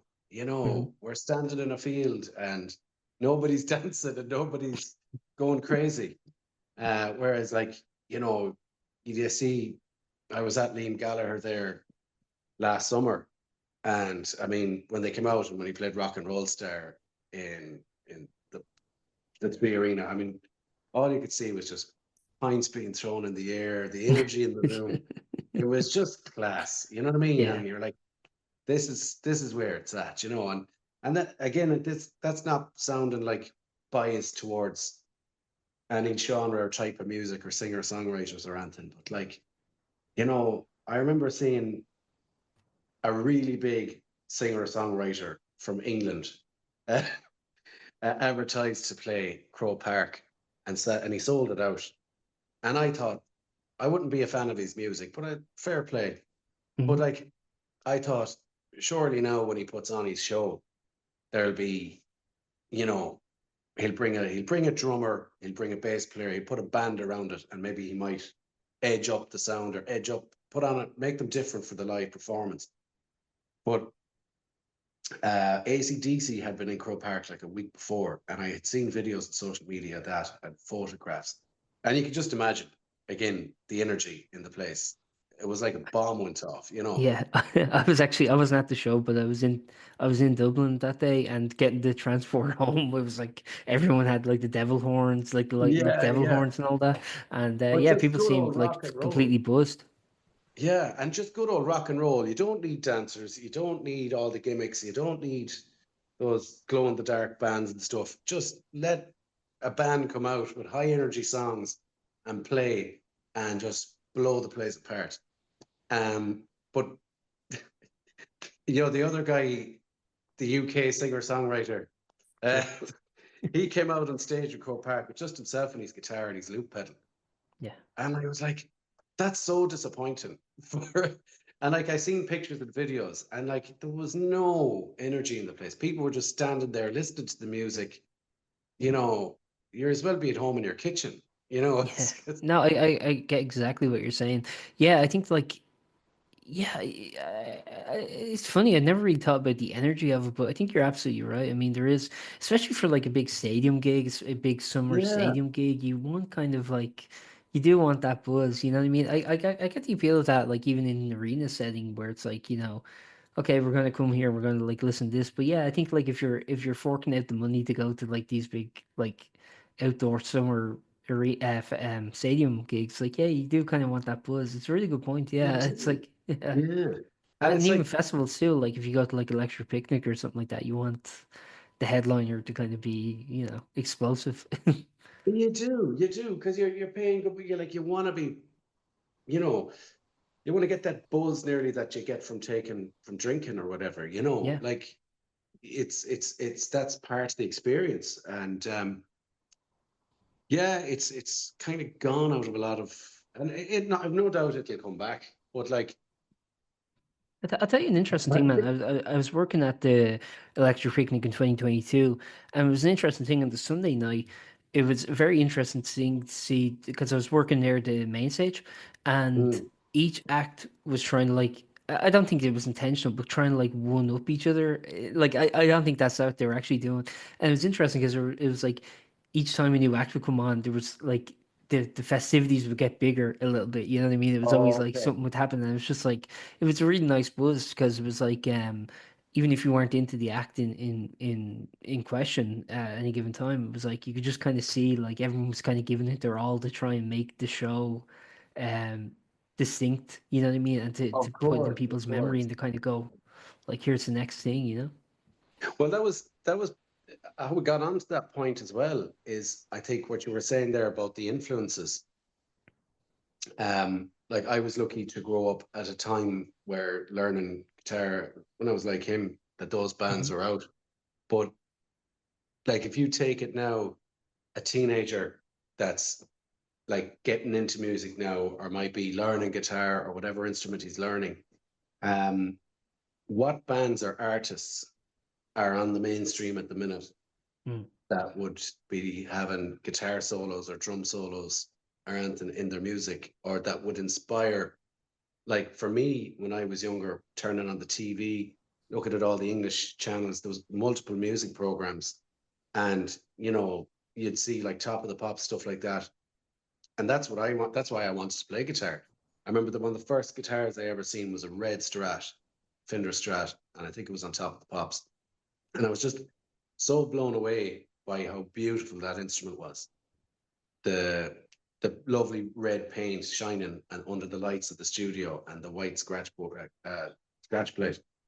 And it was just some session guy who was just jumping around some pop song or something. But I was Yeah. just, oh man, I fell in love with it. And from that moment on, I begged my parents and eventually they got me one. But like, what influences are there now for whether it be kids or teenagers to influence them in the same way to want to buy a drum kit or a guitar, you know, and they've grown up a time where they've known nothing but the, let's say, the massive backed companies, record company artists, um, which the handful are being pushed out on all mainstream media platforms on a regular basis. That's all they know of music. They don't know anything else. So, as an influence on them, if they do decide to learn an instrument, there's a high probability or high chance that they will want to sound like those influences. Do you know what I Yeah. mean? I absolutely do. And even then, I was just thinking as you were kind of saying that, like, a lot of the artists who do use organic instruments, whether that's guitar or drums or whatever, on their as part of their performance, they kind of blend, like those artists kind of blend into the background a little bit with the dancers and with like the theatrics of the show. So it's like they're almost just like set decoration, if that makes sense. Oh yeah, That's they how I are. feel Yeah, anyway. That's just my opinion. they are. I would look an awful lot of the time. Look, they are. The band isn't a main feature whatsoever. But I do still respect solo artists that do decide to, like, I know Rihanna, when she Mm, goes on tour, she brings a fantastic band. I was yeah. lucky enough, I met her drummer a few years ago and they were playing in Dublin. And he's a soul drummer. He's actually, he started off as a church drummer in America. Okay. They've got the gospel Yeah, yeah. choirs. And he They're founded actually really himself. great musicians, the church musicians. Unbelievable. They're really Oh, good. incredible. So Rihanna's bass player and her drummer came down to do like a bit of a networking thing in Temple Bar. A friend of mine was going, he asked me if he wanted to go. And yeah, they're really nice guys. They're incredible. But like when even though all of her songs would have been very much programmed, Pro Tools probably, made when she was going on tour and because the budget was there and because there was going to be huge shows, she decided to bring in a band. Yeah, And she had Nuno Betancourt on guitar from Extreme yeah, and stuff like that. So some of the songs, even though on the recording they may have been R&B sounding, she made them completely edgy. She put like distorted guitar solos, drum solos.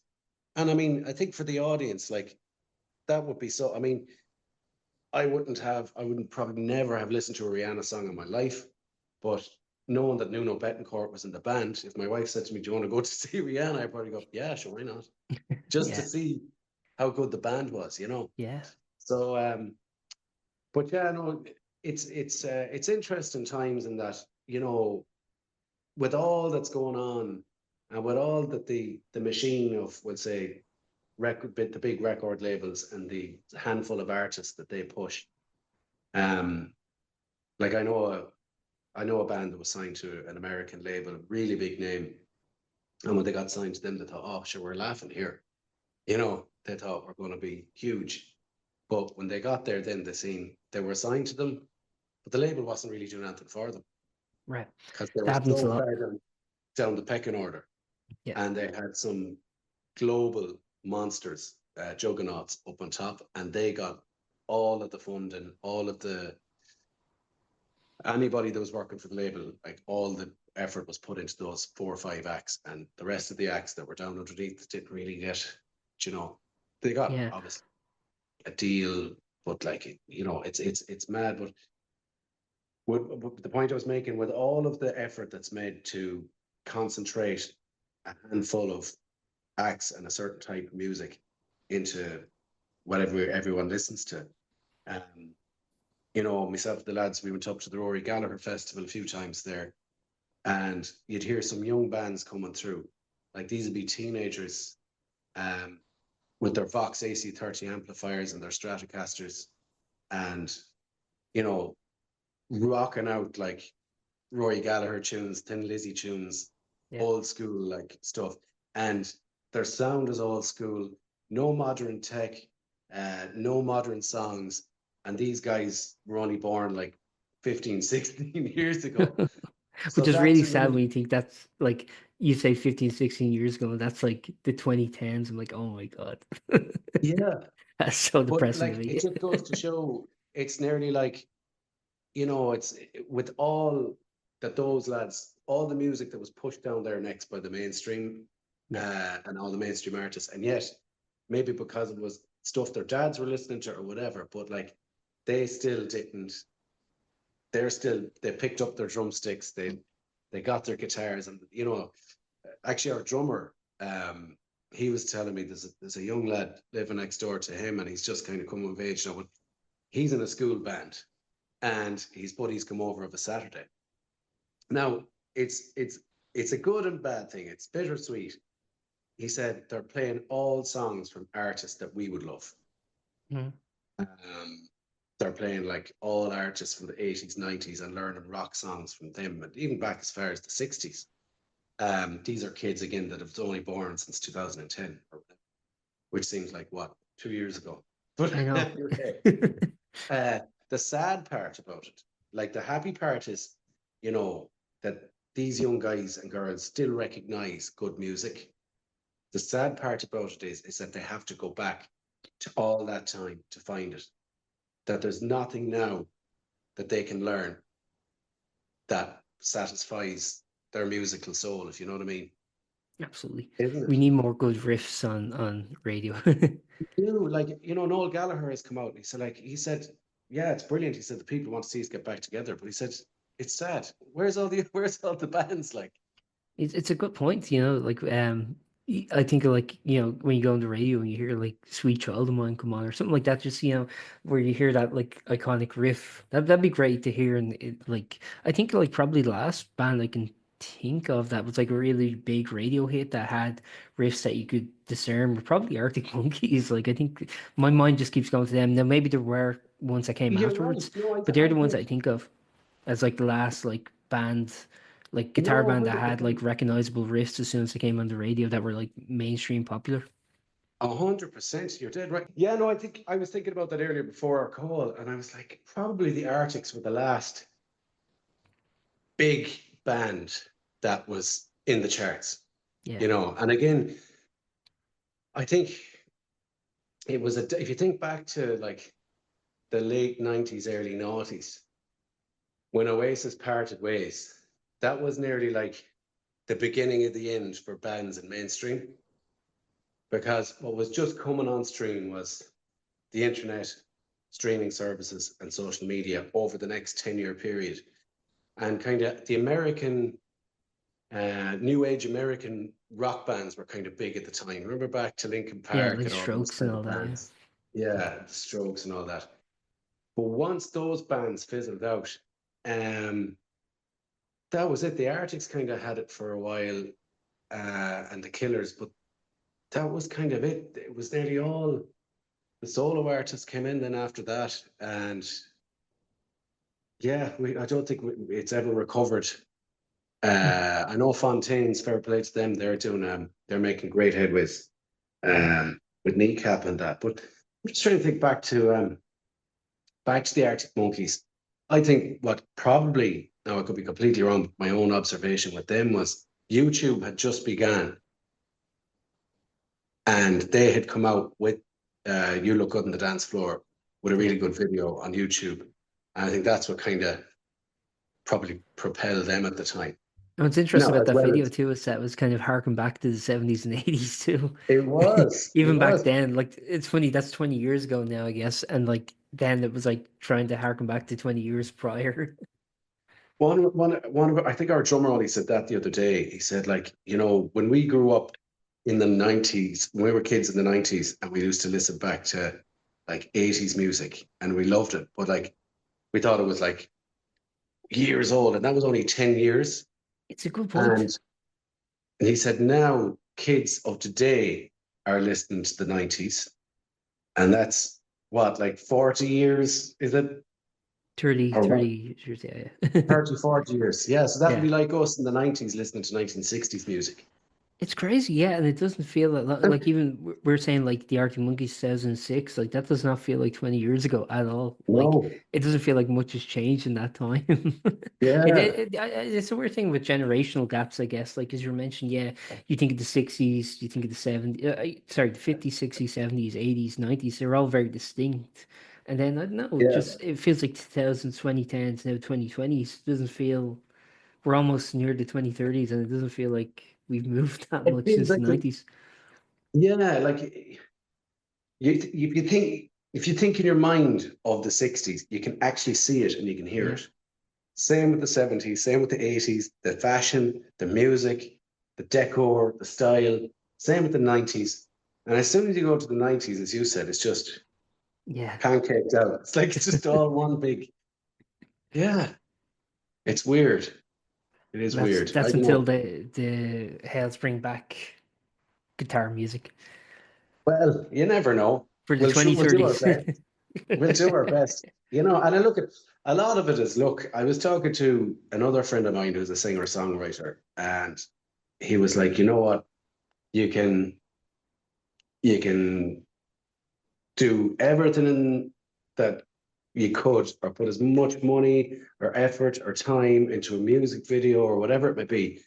And he said, like, at the end of the day, people have to like the song. He said, if you can have that one hit that people just are drawn to that song, he said, you're laughing. He said, yeah, the band would just snowball from there because that song will always forever, you know, and every band, well, hopefully we have multiple songs, like lots of bands have multiple songs, but in general, sometimes an artist can get lucky. It's that one viral, as you'd call it, song that goes out there. So I think with us, we're just going to keep releasing music and releasing singles, and in the hope that eventually, that one song would bring people back to see your band, and then that would open up the doors to your other songs. If that one song can attract them in, then they go, oh, what do their other songs sound like?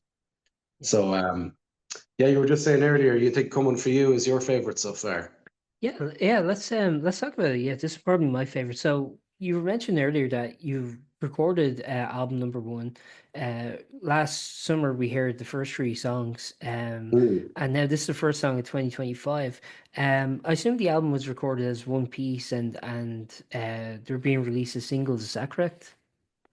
Yeah, so it was recorded as one piece, but over time. I think we initially recorded 8 tracks, and that was just down to, again, it was frustrating because lockdown was just opening up. Hmm. So it was to get studio time, because at the time, like in some of the guitars and some of the vocals that you're hearing on that track, and some of the guitars in that track were actually recorded in Jerome's shed, Okay. because we couldn't get into a studio. Because what happened was, all of these, the art grants that they were giving out at the time. Yep. So people got grant money to go and record, and the studios happened to be backlogged in with there was people going in recording that never recorded before in their lives, just because they had the money there to do it. But so it kind of it made the recording process a little bit difficult for us. Even at times in the very early days, we had to go in and put some stuff down separately. They wouldn't allow the whole band in to perform at the one time, for fear Yep. someone would Get cause a COVID. and eventually, I think we got Oh, like sorry, eight just down. as a time frame, was this what year would this been? 2022 or I think around 2022 we probably began. Yeah, I mean, I okay? started songwriting at some stage during the lockdown. I can't remember when exactly it was, so I presume we started recording around 2022. Yeah, Yeah. and then we got the songs onto Billy, and he kind of took them as a song by song basis, rather than be working on all the songs at the one time. He'd kind of take one song and mix it and have a listen, and then we'd say, does that need a little bit more guitar there on the chorus, or should there be, would a little bit of piano fit there as well, or that kind of stuff. um and backing vocals as well. Billy brought a lot there. Obviously myself and Cormac and Jerome, we sang all the backing vocals, but uh he would have guided us a lot with some cool, nearly like Beatles-esque type four-way harmony stuff, which we would prior to that we would have just had very much one line of harmony, and he introduced that, so that was cool.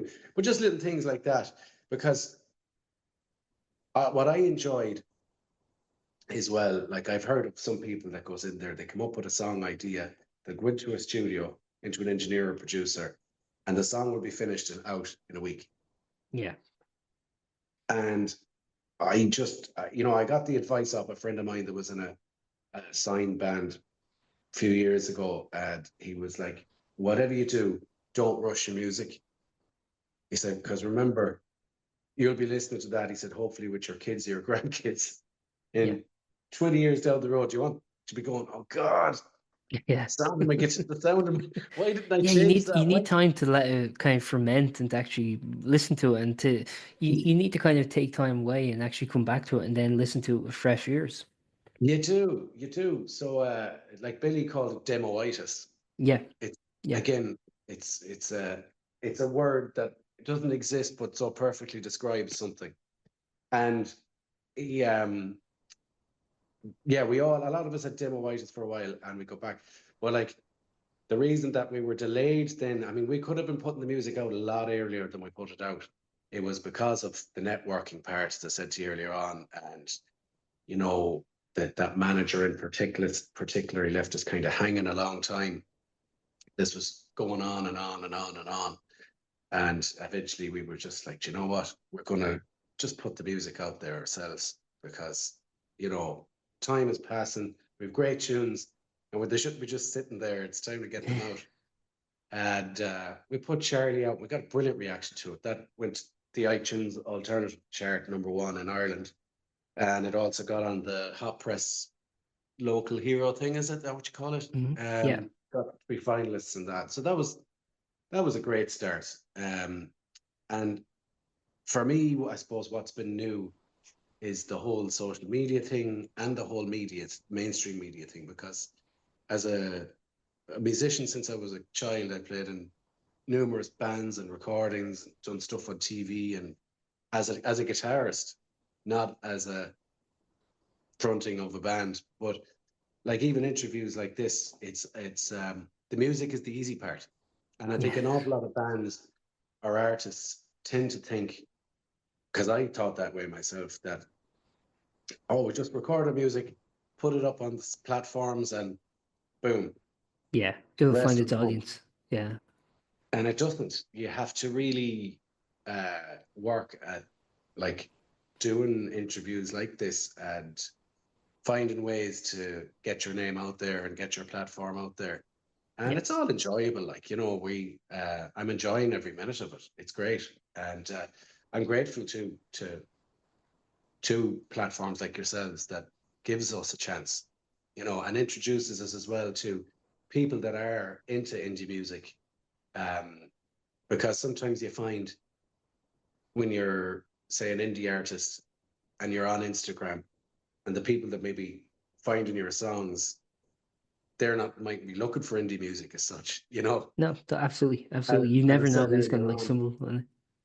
they're looking for a keyboard cat, and You should do a they collab. come across, they come across you. Ben loves keyboard cat, and yeah. So at least when you're on pages such as yours, all of your followers will be people who are, you know, dedicated to music, and people who like to music and listen to music. And it's a fantastic opportunity. And opportunities have presented themselves all the time. We're getting messages from different people about the band, and this summer we're hoping to get on some festival bills if we can. The likes of EP would be great, or the likes of Forest Fest. We've done, which is great. We've done another festival for in the early days of Charlie coming out. We did on the back of Charlie. Actually, we did that gig in Boyle at County Roscommon. Um, Um, I can't remember the festival. Sorry, yeah, it's not it's the on. C one. Um, I should remember the name of it. I'll look it God, up it's real not so quick. far away from me. But yeah, no, that was a great experience. There was some great acts in that.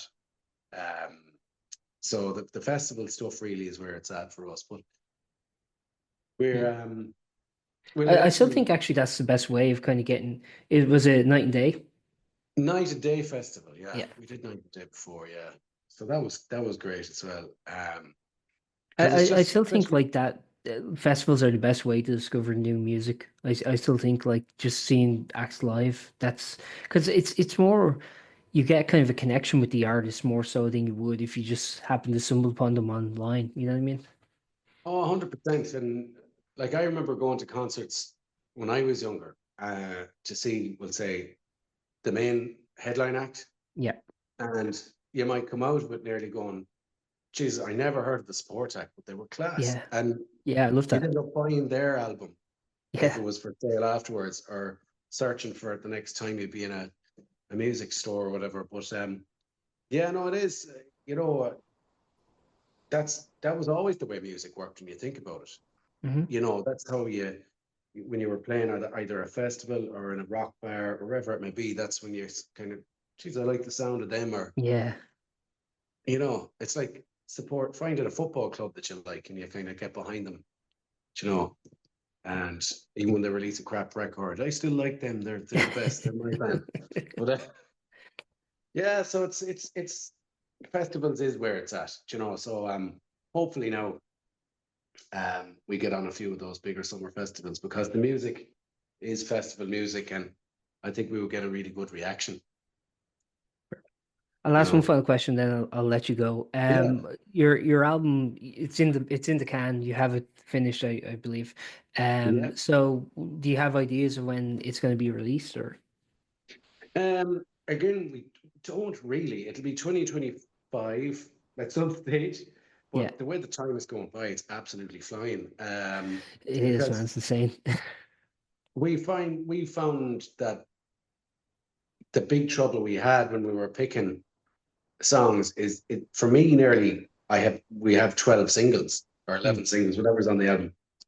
They all sound like possible good singles to me, that and they're all so different. It's a good complaint to Um have. I suppose it is, yeah. And um the manager, unspoken, won't mention his name, Sure. he was the one that was drawn to Charlie. Mm. He was like, that song will go viral and You blah also blah like the blah. song. Uh-huh. Uh-huh. Yeah. So he was the one that picked Charlie. Because, with me, I'd nearly want to pull a raffle ticket to see which song would we put out there first, because I couldn't decide. So in one sense, it was a good thing. At least we're like, right, Charlie it is. Let's put that up first and see how it goes. And then we put out Come Day Go Day, because in one of the lads in the band said, look, Come Day Go Day is probably the most similar sounding song to Charlie. So if they like us on the back of Charlie, we should go with that one. Yeah. And we just released the Faces and Places then nearly as a soft release. We didn't push it too much. Um, it was never going to be a song that we had thought to be a single. Even though some people love it, some people nearly prefer, everyone is different. Everyone has their own individual taste. Um, so I suppose the long-term plan, making a short question very long. um, I think we're going to release a couple of more singles, and maybe around summertime, Mhm. we might get the album out there. Okay. So Because TBC. TBC, yeah, because again, we're just purely musicians. We're not in any ways businessmen at all. So we're Yeah. playing it one day at a time. And But you I have to just wear think many summer, hats now as an artist. You have to you be do, social media manager and you have to distribute, you have to yeah, always. I know. Um, But yeah, summertime just kind of my gut says summertime. It feels more natural, and the songs are high energy, good energy, upbeat songs as well. So I think, summertime is a nice time of year when people are feeling more positive and, you The know, sun is out especially sun, for well, 2 days. For two sun days. is out for 2 days and it goes away again. But in general, the days are longer and we get a little bit less rain. So, Yeah. um, People's sleep yeah, I pattern are think, back on track. yeah, exactly, exactly. But yeah, no, hopefully we are getting some interest in the UK as well a bit. So, I suppose our music would have that Brit pop sound as well. So it's we're getting streamed every place according to some of the Yeah. streaming apps. So That's the great thing about the analytics. You can kind of see heat maps of where people are listening and stuff. It can kind of give you an indication of where you should be focusing. Would you like to play like festivals? You mentioned festivals in Ireland, but also in the UK and Europe. oh yeah, that'd be the dream. That'd be the Mm, dream. I mean, to perform to new audiences outside of Ireland would be just incredible. Do you yeah, know, I'd love that. Uh, and hopefully that will happen for us, yeah, you know. Um, and I've no doubt it will.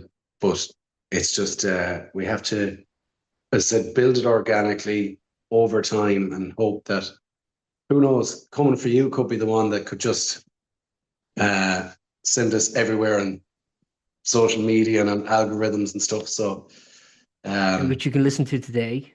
This will be a win. That's I always all have to right, tell yeah, people. that's I always it. have to tell people think three dimensionally. Think this song is already out by the time this interview's up. Okay, okay. But So listen to yeah, it right now on all streaming platforms. Listen to it yeah, five yeah. times in a row. Yeah, do listen to it It over and over again. Add it to your playlists. Put it on your what are those things of the reels on social media? If you're yeah. making a reel, add us in there and Now, this tell is a question everybody. I have. If you listen, Yeah, I actually don't know the answer to this. If you listen to a song, say 10 times in a row, does that count as 10 different streams? Or I hope so. geez, I don't know. I Yeah, don't that's actually the. presume it I does I don't if think it's a anyone play. knows how the streams work. I know. Yeah, It's unbelievable, isn't it, too, when you think about it? Like you're putting your faith in a company to put your music out there and you don't know how it works or and they always mess how up much. too because they always get the numbers wrong because they go, "Oh, this had so many streams," and then you check the streams and it's a different number. I'm always like, what? Because you get Yeah. notifications. You get notifications to say your song has been played so many times, and then you check the number on the app, and it's different than the notification. You're always like, I don't know. A friend of I mine don't think will the system works. no, definitely not, because I've talked to two different singer-songwriters that I know, and they found that, they put their first release up on Spotify, and I don't know, maybe did they give uh, more of a push when you put your first song up rather than I follow-up think songs? I think all the platforms do that. I think TikTok Is it? have definitely done that. I know TikTok definitely does it for your first one. They give it a Because huge push for he whatever made like reason. little to no effort because it was his first ever song that he recorded, and he made little to no effort to do anything really with it. Didn't make a music video or anything. He just put it out there, and he said he got on fantastically, and they streamed him all over the world, got on great. So then he thought, great. The second time he put promotion behind it, and he, you know, Yeah. done all the things that you're meant to do, and he didn't get a fraction of the numbers that he got with the first one. It's like a And drug another dealer. Your first one's free. yeah, honest to God. And a friend of mine, like, had a big hit a few years ago, and he was like, it was being played on national, all the big stations were playing it a few times a day. He was on TV with it. He got on to play the summer festivals, everything. And, out of that, he had a big streaming platform on that single. And anything he put out afterwards, it was getting big numbers. And all of a sudden, boom, Yeah. overnight, there was like, whoosh, the numbers had dropped, and he's just like, "What's going?" And it's not like you can like email them or pick up the phone and say, "Come here, what's the story? My Yeah. numbers have dropped." Well, You it's like know, also they sometimes like people just have a huge spike for no reason too. It goes the other way. I think the conventional wisdom is the algorithm give it, the algorithm take it away. maybe that's it. I have Yeah, no idea. I really have no idea. I will just have to. I don't know how we'll get in contact with the algorithm and Bitcoin them up some way. That's what the crack is. Thanks very much for your time, Kieran. It's been really nice talking with No, you. The fun thing thank I'll you. say No, is, I love that chat. That was great. I assume from all of our guitar chat, you're a guitarist as well. yeah, I actually mainly play bass, believe it or not. I switched to Right. bass, but I do play guitar. I started with guitar, Yeah, then switched to bass because basically what was happening was I was in teenage bands at the time and everyone yeah. played guitar. So it's like, well, if I pick up bass, that's like a different thing. Like people would need a bassist. And Good tactic. I just started just doing root notes, just copying the guitar, and then eventually just fell in love with bass. So I Ah, it's mainly play great bass, instrument. but I do still play guitar too. I find that I don't really do it for as a musician anymore because I got kind of like fed up with trying to work with other people's like schedules and I stuff like that. know. The other I thing too know. is you played in teenage bands.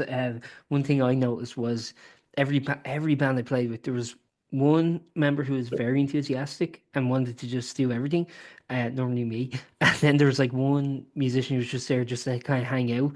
And then like when stuff started getting emotion, they would like chicken out. And I was like, I can't deal with this. So, I know. I know. Well, look, we're lucky enough that we're all good friends in this band and we all get on well. But like a band can be quite testing on relationships. yeah, It especially really when you're can. kids, like which was my case.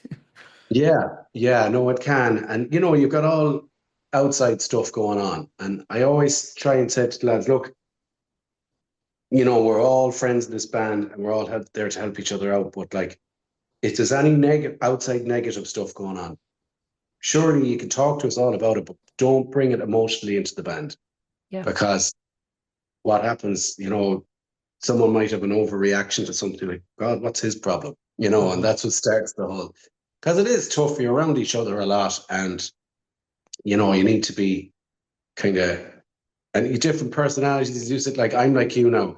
I'm always plugging away.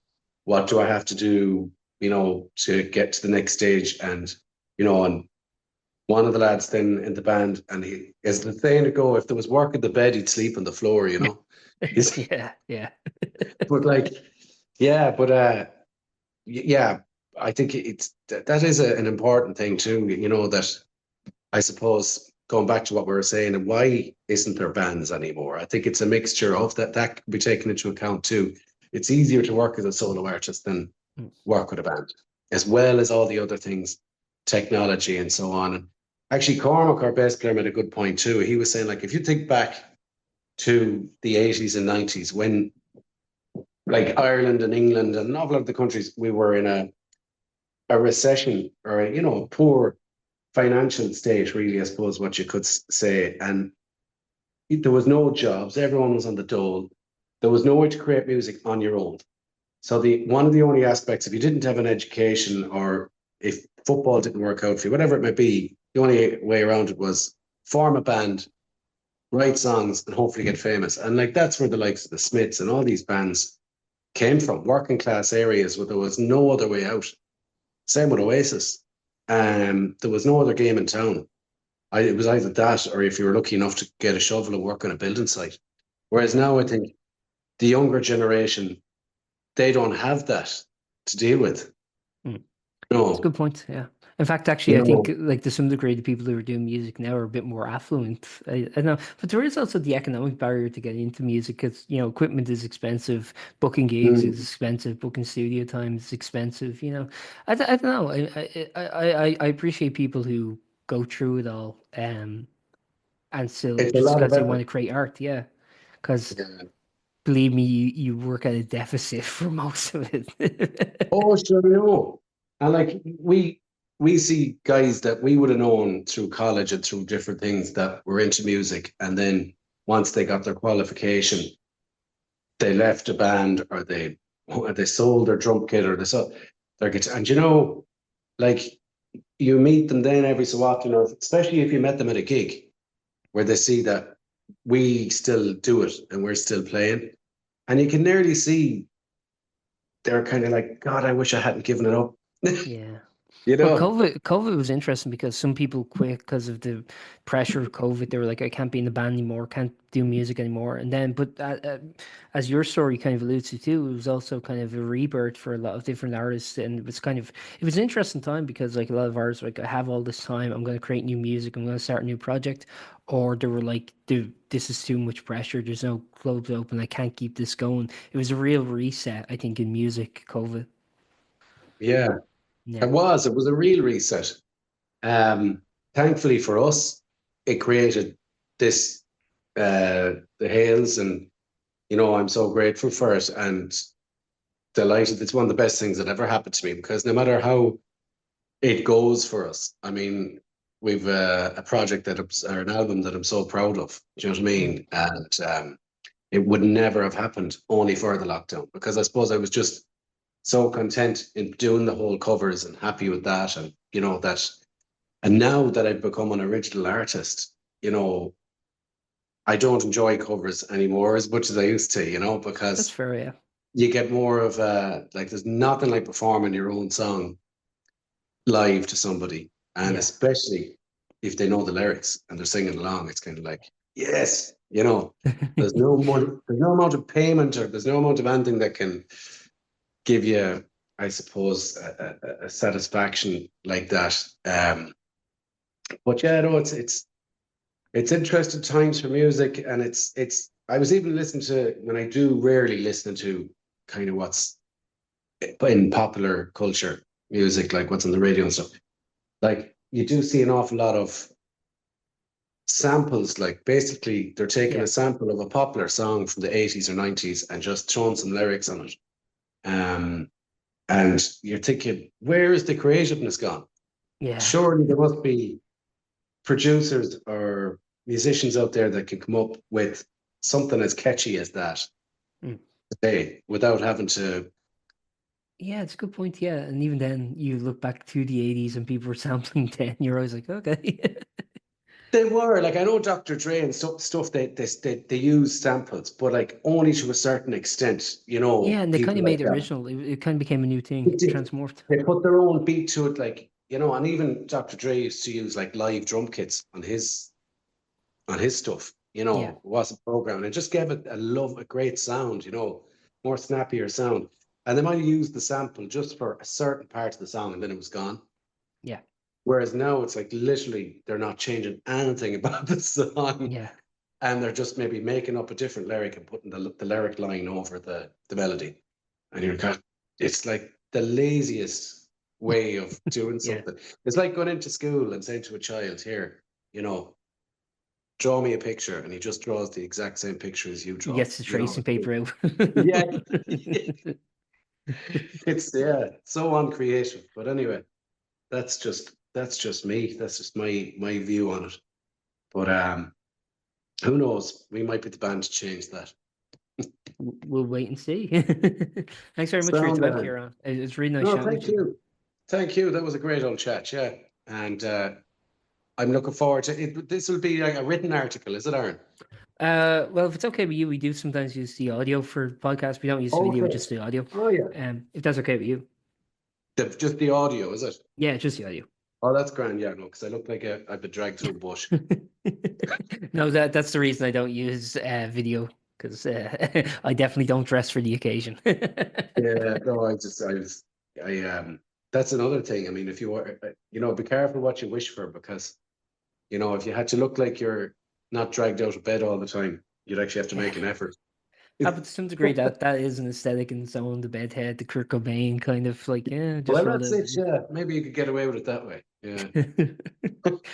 Thanks very much. You just say anytime you're not looking well, you just say it's my grunge era. Yeah, I'm going through a grunge thing at the minute. Thanks very much, Kieran. Take care of yourself, Yeah. man. You take care. Thanks, Aaron. Let's look. Bye. Good luck. Bye, bye, bye. Thank you for listening to that episode of Post-Burnout.com interviews. We're an independent venture run by yours truly, and as I said at the beginning, liking, rating, subscribing, and sharing really helps us out a lot. If you're feeling extra generous, we do have a PayPal donation link in the episode description, but don't feel obligated, of course. We've also begun releasing occasional exclusive episodes on Spotify, so subscribe there if you'd be interested in hearing those. Thanks again for listening, and see you next time.